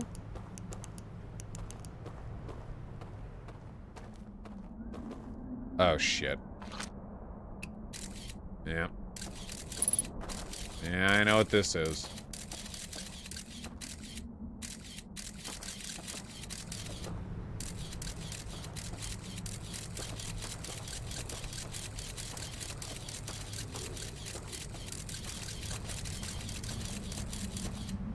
What's that? Is that a moron? Well, Pigeon's been in here a lot, you know? Is that a fucking dumbass? He's so big and fluffy. He's so big and fluffy. What's up, big and fluffy boy? Got your winter coat now. You're poofy. You want to turn this way so that I can more easily... No? Okay.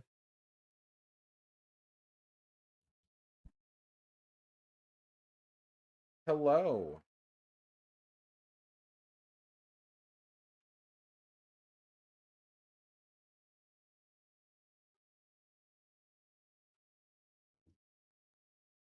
Ooh.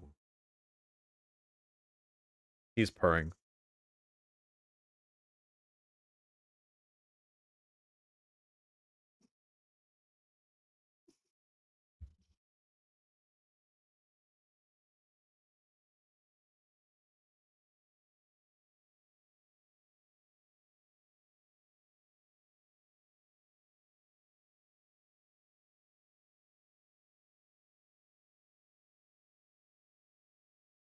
You can tell he's purring because you can see him shaking, see?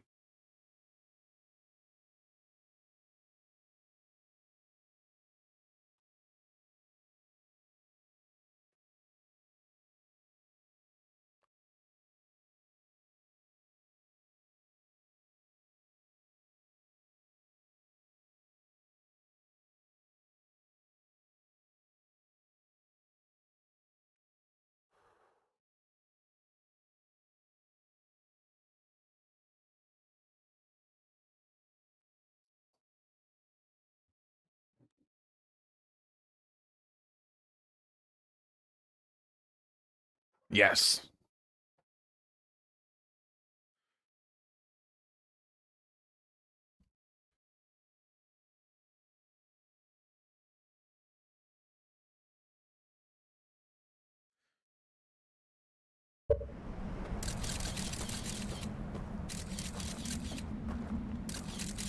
Oh, guys! This is the doorway! This is the doorway that I saw. This is the place that I was looking for before. This is how you access it.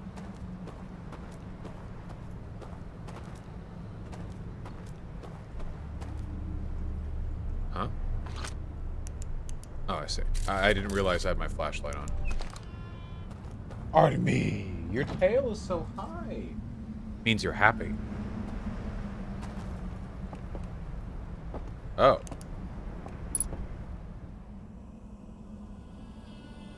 It's another altar to the Eye of the Universe, it looks like.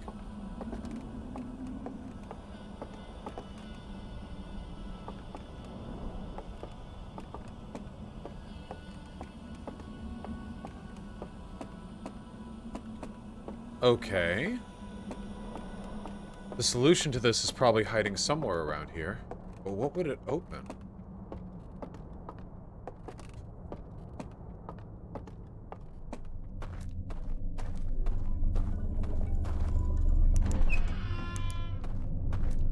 Ah.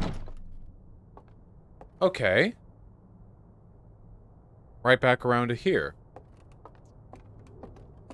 So this must have been the original intended entrance to here? Because it has... No, maybe not. Where would I find...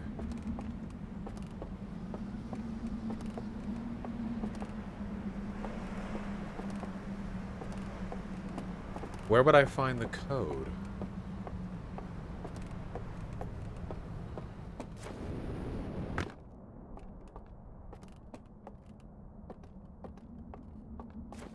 This is probably going to be my last loop, with the exception of I want to check out what the damage is to the exterior of the ring world. Oh, there it is. Okay, there's no way this area gets affected by the water, right? We're built into the mountainside. We're not even... Yeah, there's no way this gets affected by the water. Still, I want to see it. Is it the same code as last time? Well, the last one was what? Sun, I, flame, I, flame? We can try that again.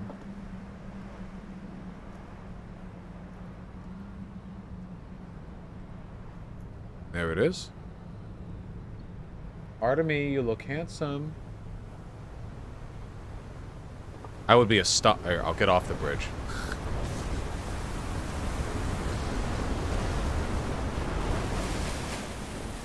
Finally. A structure not affected. Why don't you play a Necromancer in D2? They're the best. I think they're too safe. It feels a little unsatisfying sometimes. I'm playing a Trap Assassin right now. That's safe enough, okay? Don't ask me to play a Bone or a Summon Necromancer. That's... No, I have not, Schizo. Alright, well, let's try it. I'm pretty sure it was Sun... Yeah, okay, hold on. I'll try it, but I don't think it's going to be the same code twice.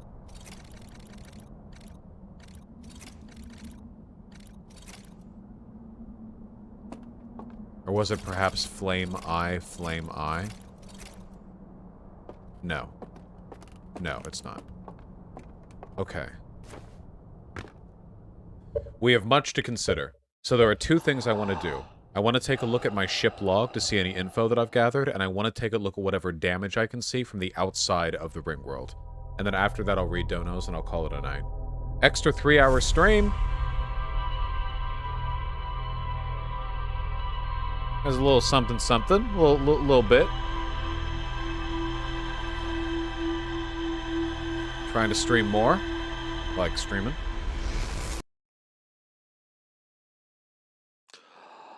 Stream tomorrow? It seems likely. What do you think about YouTube letting people like Nikocado on its platform? I don't necessarily think it should be against TOS to have, like, fat people eating food. What do you mean? We have Blablato, but not as much as I would like to. Hold on.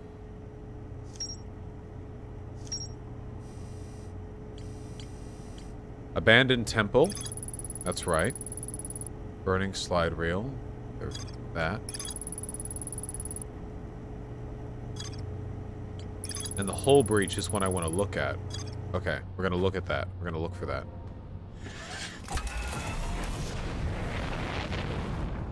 He's killing himself for the amount of food he eats for money? Yeah, but I don't know if... I don't know if there's any way YouTube could really moderate that with TOS. Like, can you imagine YouTube, like, suspending, like, mukbang channels because the people doing it are fat or something? What about Epic Mealtime? Like, Epic Mealtime ate, like, insanely large fucking amounts of food. Yeah, I don't know. I guess I don't know how you'd really, like, figure that out from a terms of service perspective. Okay.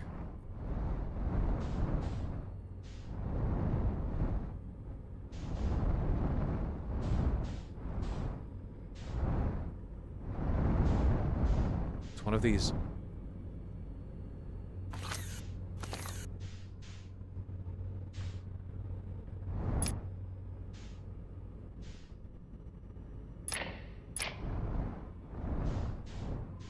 I feel like it was on this side. I hope it's not on the other side. Because, like, that side is spooky. But I'll go there if I have to. I'm gonna look carefully. It's one of the ones between these...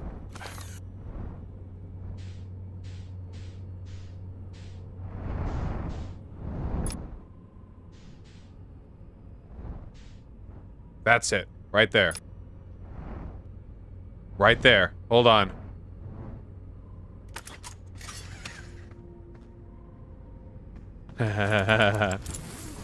Almost got me.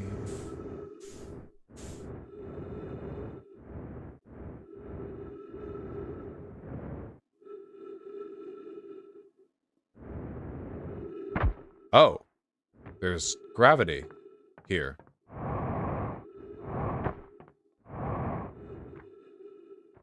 It's one of those bells.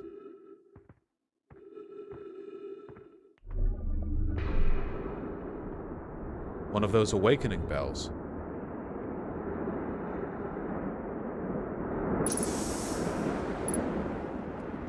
Whoa. Close it, please.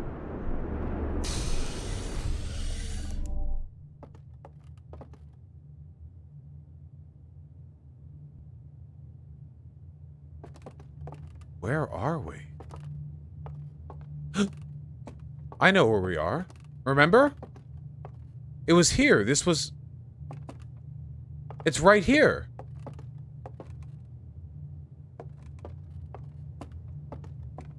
I just unironically gasped. Like actually gasped.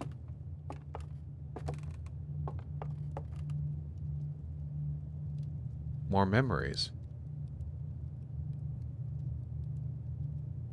It gives me the feeling that I got when I first played Dark Souls 1.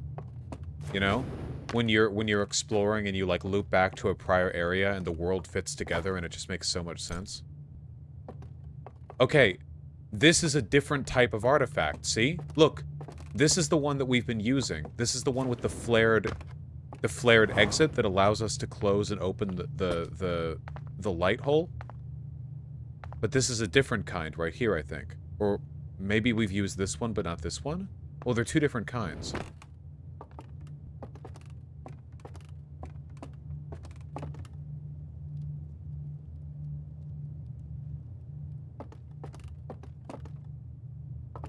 Oh, man. Okay, well, I guess we'll do this loop. I didn't expect there to be this much hidden behind that hole breach.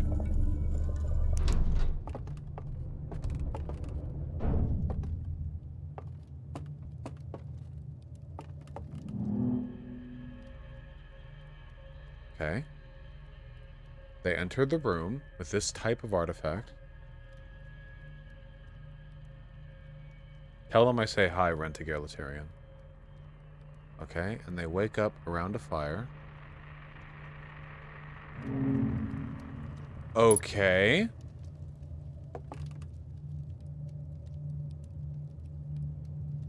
They see their planet.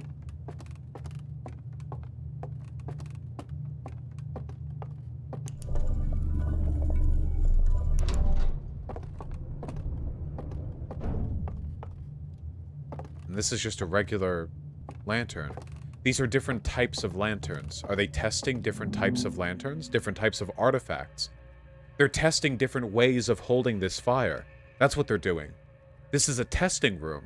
They're trying to find out which type of vessel for containing the fire leads to the best outcomes. This one, they weren't even able to transpose out. But the one, this one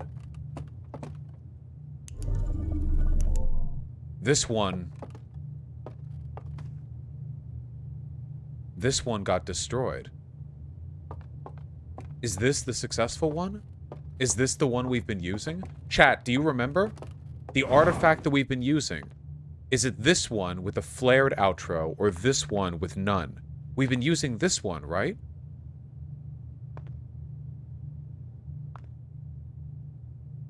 So this one, something happened. Maybe. And this one, they actually made it there, but things fogged out afterwards. Why? Why did they fog out?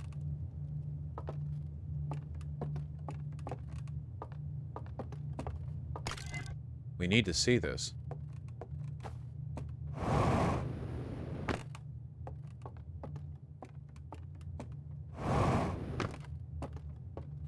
What do you mean they fogged out? Like, it got staticky afterwards. Like something... Like they weren't able to maintain the connection, or they died or something. Not that death means very much here, apparently.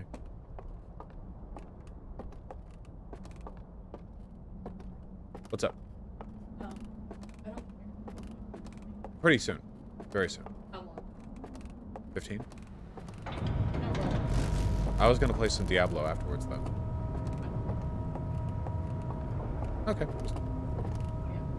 Just informing you.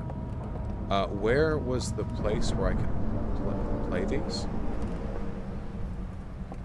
Chat, where was the room where we could play them? Near the temple? Over here, right?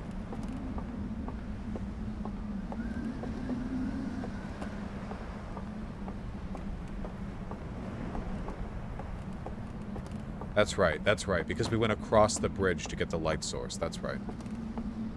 This is so fucking cool. Holy fuck. Excuse my language. Yeah, okay. Yeah, see, this is the artifact we've been using with the flared porthole.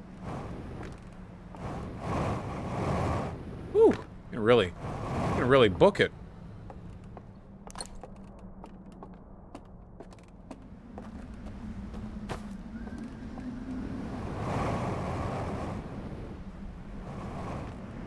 Should we try the new artifact? Yes, we need to find out what happens when we use the other type of artifact. But first...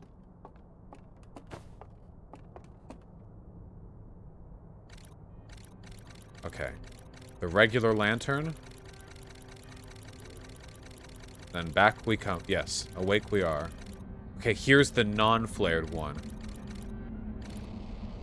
It destroyed. This is the death. This is the death. This is how we enter as we die. This artifact is faulty. It'll kill us, but we'll still go there, won't we?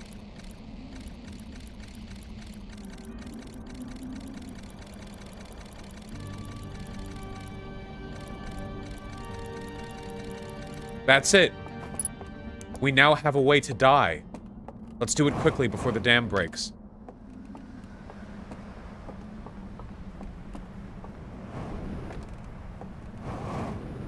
I have to know. This game, this is the kind of puzzle shit that I like, okay? I don't like puzzles like crossword tiles or whatever the fuck else because I get no feeling of elation when I complete those, okay? Even games like The Witness, which I haven't played but I've seen other people play, those puzzles just seem like rote, like, oh, that's what it is. But it doesn't inspire that feeling of wonder. This game gives you a feeling of wonder when you solve puzzles or learn things. That's unique. It's not so much of a puzzle as a mystery, that's the difference. Yeah, that's true, that's true. Whoops, wrong way. There we go.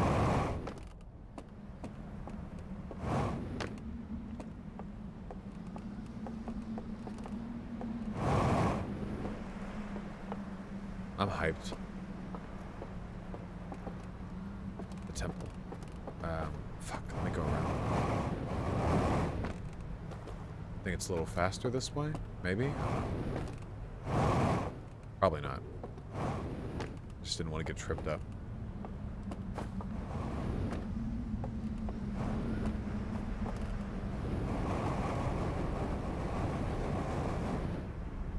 Sorry, obscene Doogie. I'm afraid that I don't control the Discord. I apologize.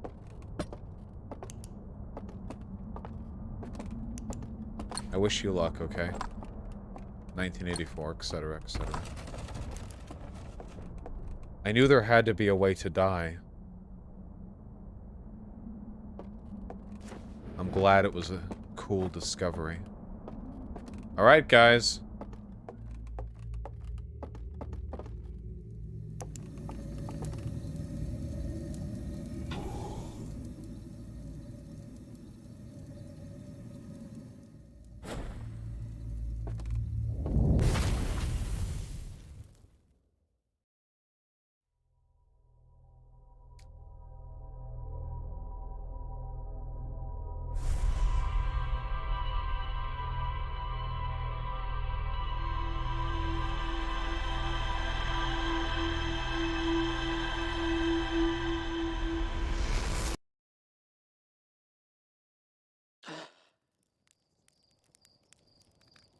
Huh. Okay. There's more to it. We clearly have a piece of the puzzle, but there's more to it than that. Okay. Then we'll figure it out next time. Let's see the last bits of info we have. Okay.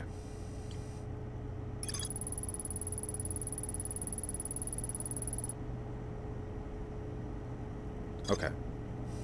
Very nice. Okay. Spectacular. I'm extremely satisfied with this gameplay session. I couldn't be happier. What a wonderful feeling. Let me read the donos. Real quick. Sake Tanuki, thanks for the very kind 10 bucks. We'll do a booby streamer arc one of these days. Raisin Brand 418, thank you for the very kind tier 2 sub. Congratulations on losing 40 pounds. You don't need to donate if you're broke though, friend. The viewership is what matters most. Juan Daniel Rodriguez, thank you for the $2. You should try that New World game. Maybe. MMORPGs take up a lot of time. Moe Hassan, thank you for the $5. Bosh, my job is making us read How to Be an Anti-Racist, and I have so many concerns from just the 3 chapters. First 3 chapters. I'm sorry. I'm sorry. Enjoy being made woke. J. Kohler and M. Progs, thank you for the $5 both. M. Progs, Return of the Obra Dinn is one of my favorite games ever, okay? You don't need to tell me. Return of the Obra Dinn is an amazing game, and I only wish that I had played it on stream. But once you've played that game once, it's kind of hard to get the same experience twice. Though my memory is so bad, I might honestly be able to do it over again, and, like, basically it'd be like a first playthrough for me. Happy to keep you entertained, J. Kohler. Carmaic, thank you for the tier 1 sub. Good night, son. Or daughter and non-binary child. The Legend of Sean, thank you for the tier 3 sub. I really appreciate that. Vitriol, thanks the $2. I'm afraid I don't know that much about Jonestown's social democracy. Little Odin, thanks the $5. No promises in playing Baldur's Gate 3, but I do consider it. And Ricky Hamrick, thank you for the $5. Thank you. I'm glad you like the video game streams and the D&D chat. Sake Tanuki with the incredibly kind $10. Joe Rogan meme. Wait, you're telling me we have a horseworm Vosh pandemic and we no longer have any ivermectin? Because I told people cure me of COVID. True. That's the real reason why you shouldn't do ivermectin, okay? It's because when everyone takes the Vosh pill and starts fucking horses, there will no longer be any medicine to rid your body of the parasitic worms. You have to save it for the future disaster, you know? Obscene Doogie, thank you for the very kind tier 2 sub. I really, really appreciate it. Yeah, the James Acaster guy seemed pretty cool. Yeah, I could check it out in full. And Dino Man, thank you for the very kind $15. I really appreciate it. Please check out this Total War Warhammer 3 trailer. It's the 4th time I'm asking. Okay, we'll give it a look. This is I assume probably not content ID'd. All right.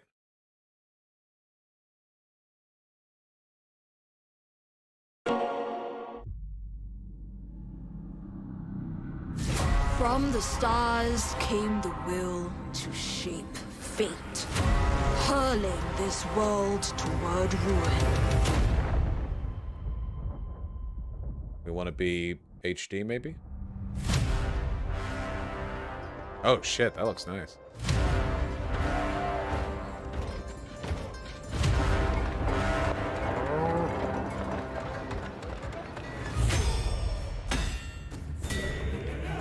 He looks bored.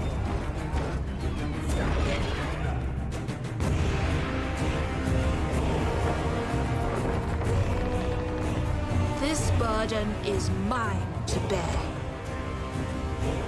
To offer guidance where it is most needed. To demand sacrifice.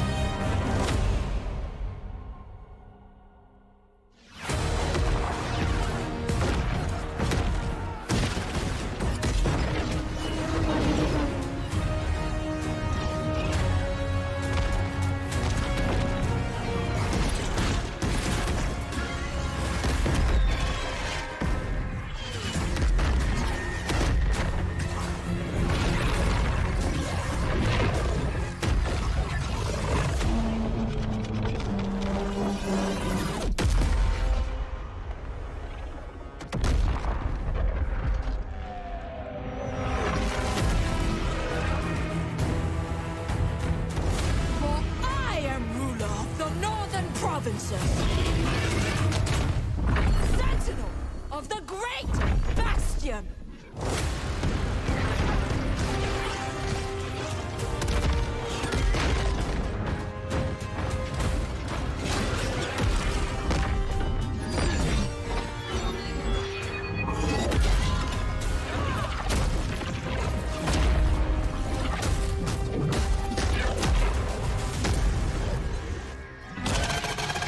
Oh my god, it's their fucking change.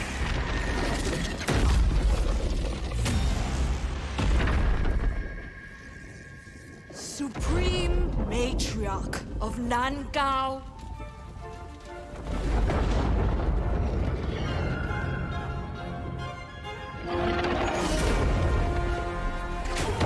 Master of the Storm Winds. Daughter of the Dragon Emperor.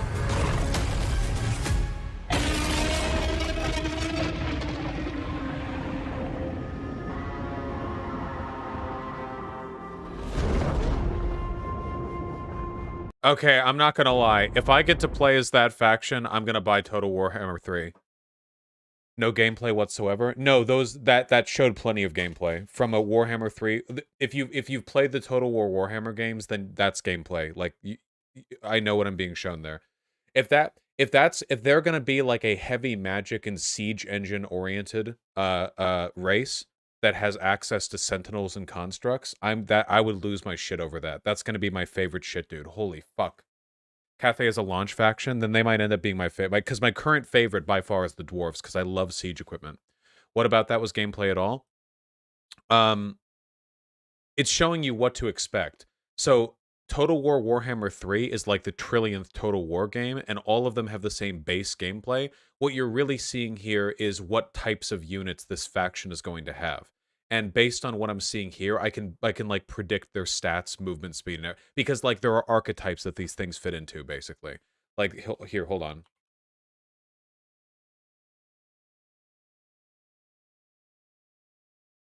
Let me see if I can find some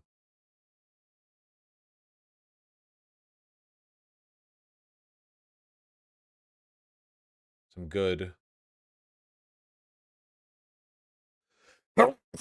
Excuse me. Yeah, here we go. Okay, hold on. This is a battle in the Underdeep, or whatever the fuck it's called again.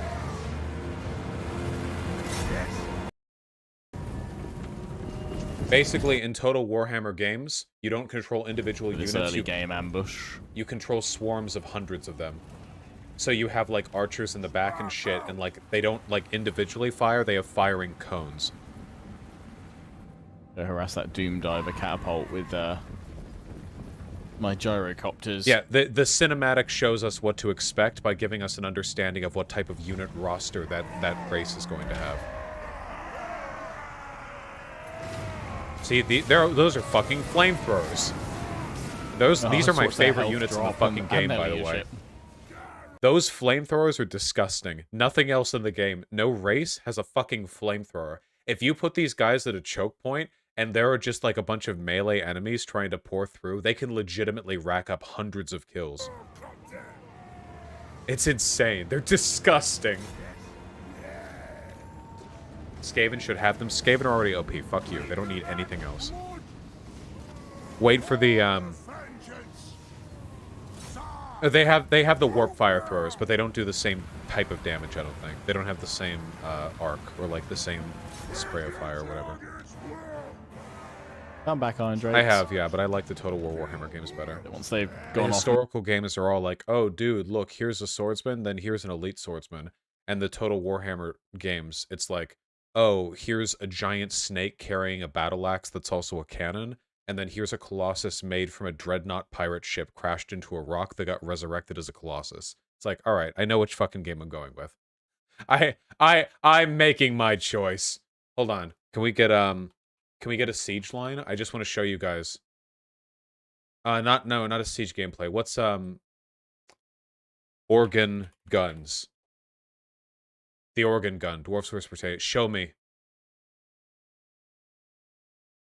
Mobs. No, I don't want commentary. Hold on. Wait, no, I've got an even better one. Guys, what's the name of the Human Empire's best siege unit? What are they called again? Hellfire Missile Battery. Oh, yes. Yes! Yes! Yes!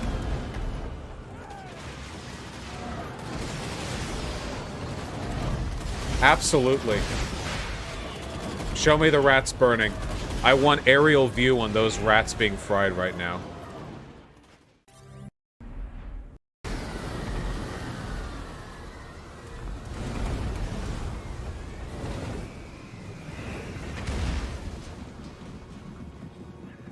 Anyway, the thing that I like about this, when you watch, like, the battles take place, is that the damage isn't done in some abstract mathematical calculation. You actually see, like, when a missile hits an area, you see, like, the right guys fall apart, the right infantry units take damage and stuff, you know?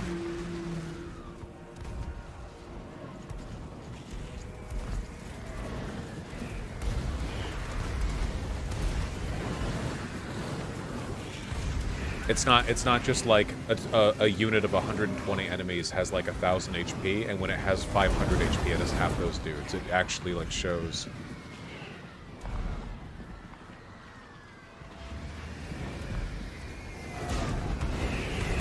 Oh my god. It fucked Skaven.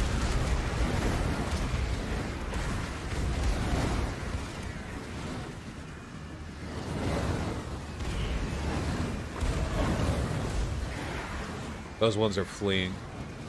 Once they get to the Hellstorm rocket batteries, the Hellstorm rocket batteries are fucked though. They're super inaccurate. Is the AI stupid? At the higher difficulties, the battle AI is punishingly difficult. They also have stat bonuses that you don't have. They have like incredibly high leadership, which means that their units won't like run away very easily. I think some of the best like gameplay shots. Hold on, really quick. Mandalore Gaming Warhammer. Give me Total War Warhammer 2, please. Thank you. 4 million views. Damn, this one's good. Okay, hold on. Where's the Chaos, Bretonia, Greenskin, the Siege problem? Where's Norska? Hold on. So it's time for the last Warhammer 1 race. They're a tribal chaos faction, but this time they're fun. Seriously.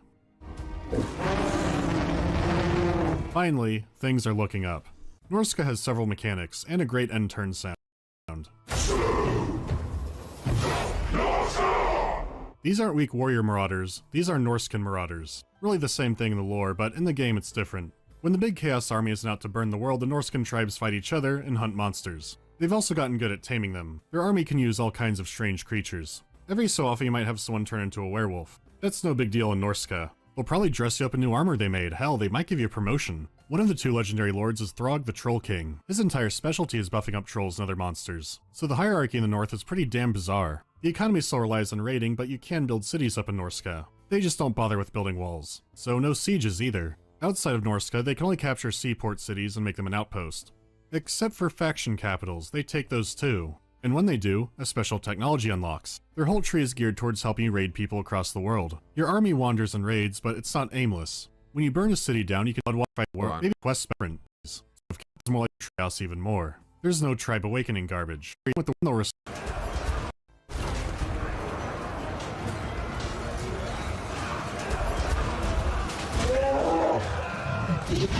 Double rations, great. To top it off, instead of nothing at the end, Look at there's a these reward. fucking things. Help the Warriors of Chaos. They are a little weird on the battle side. I don't know if I'm still not used to them or something needs some help. Throg especially. I think he needs braver trolls. As for mechanics, I wish that Godfavor scaled to a city, because that is a lot. Every warrior is sponsored. So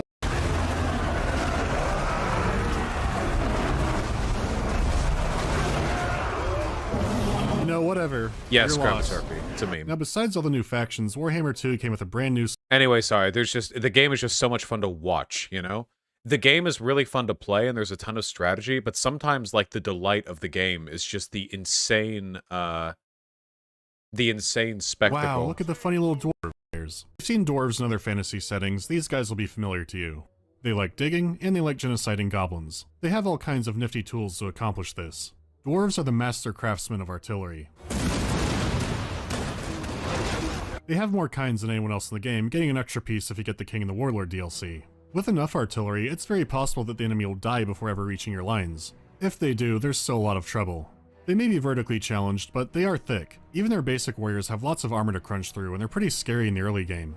It doesn't stop in the mid and end game. Dwarves are the ultimate line holders. However, where another faction can move cavalry behind the lines and strike from the rear, dwarves don't have that option. They don't have proper cavalry. At all. They have crazed half-naked dwarves who are always trying to die in battle. Sadly, they're not that quick, and they don't have the same charge impact, so they still... The 2 final DLC factions are great and well worth it. The Tomb Kings are true neutral undead who have... I love the Tomb Kings so much.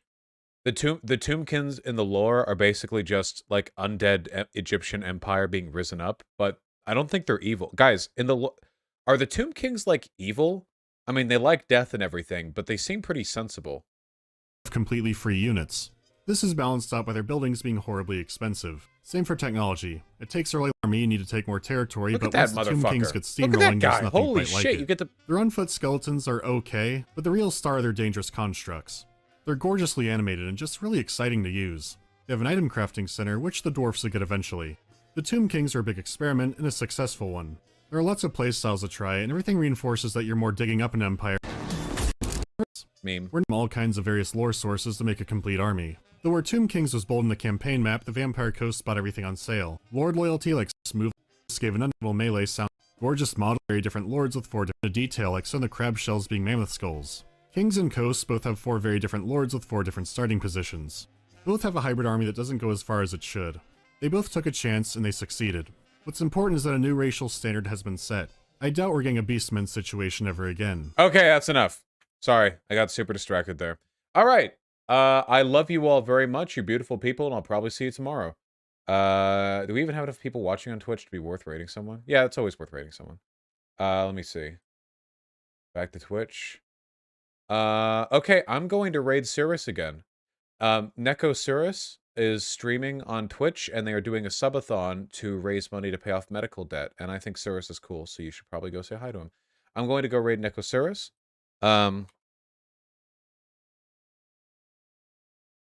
And I hope you all can go over there and be nice. You all take care. I'll probably see you tonight. It's not tonight, geez, tomorrow. Have a wonderful day.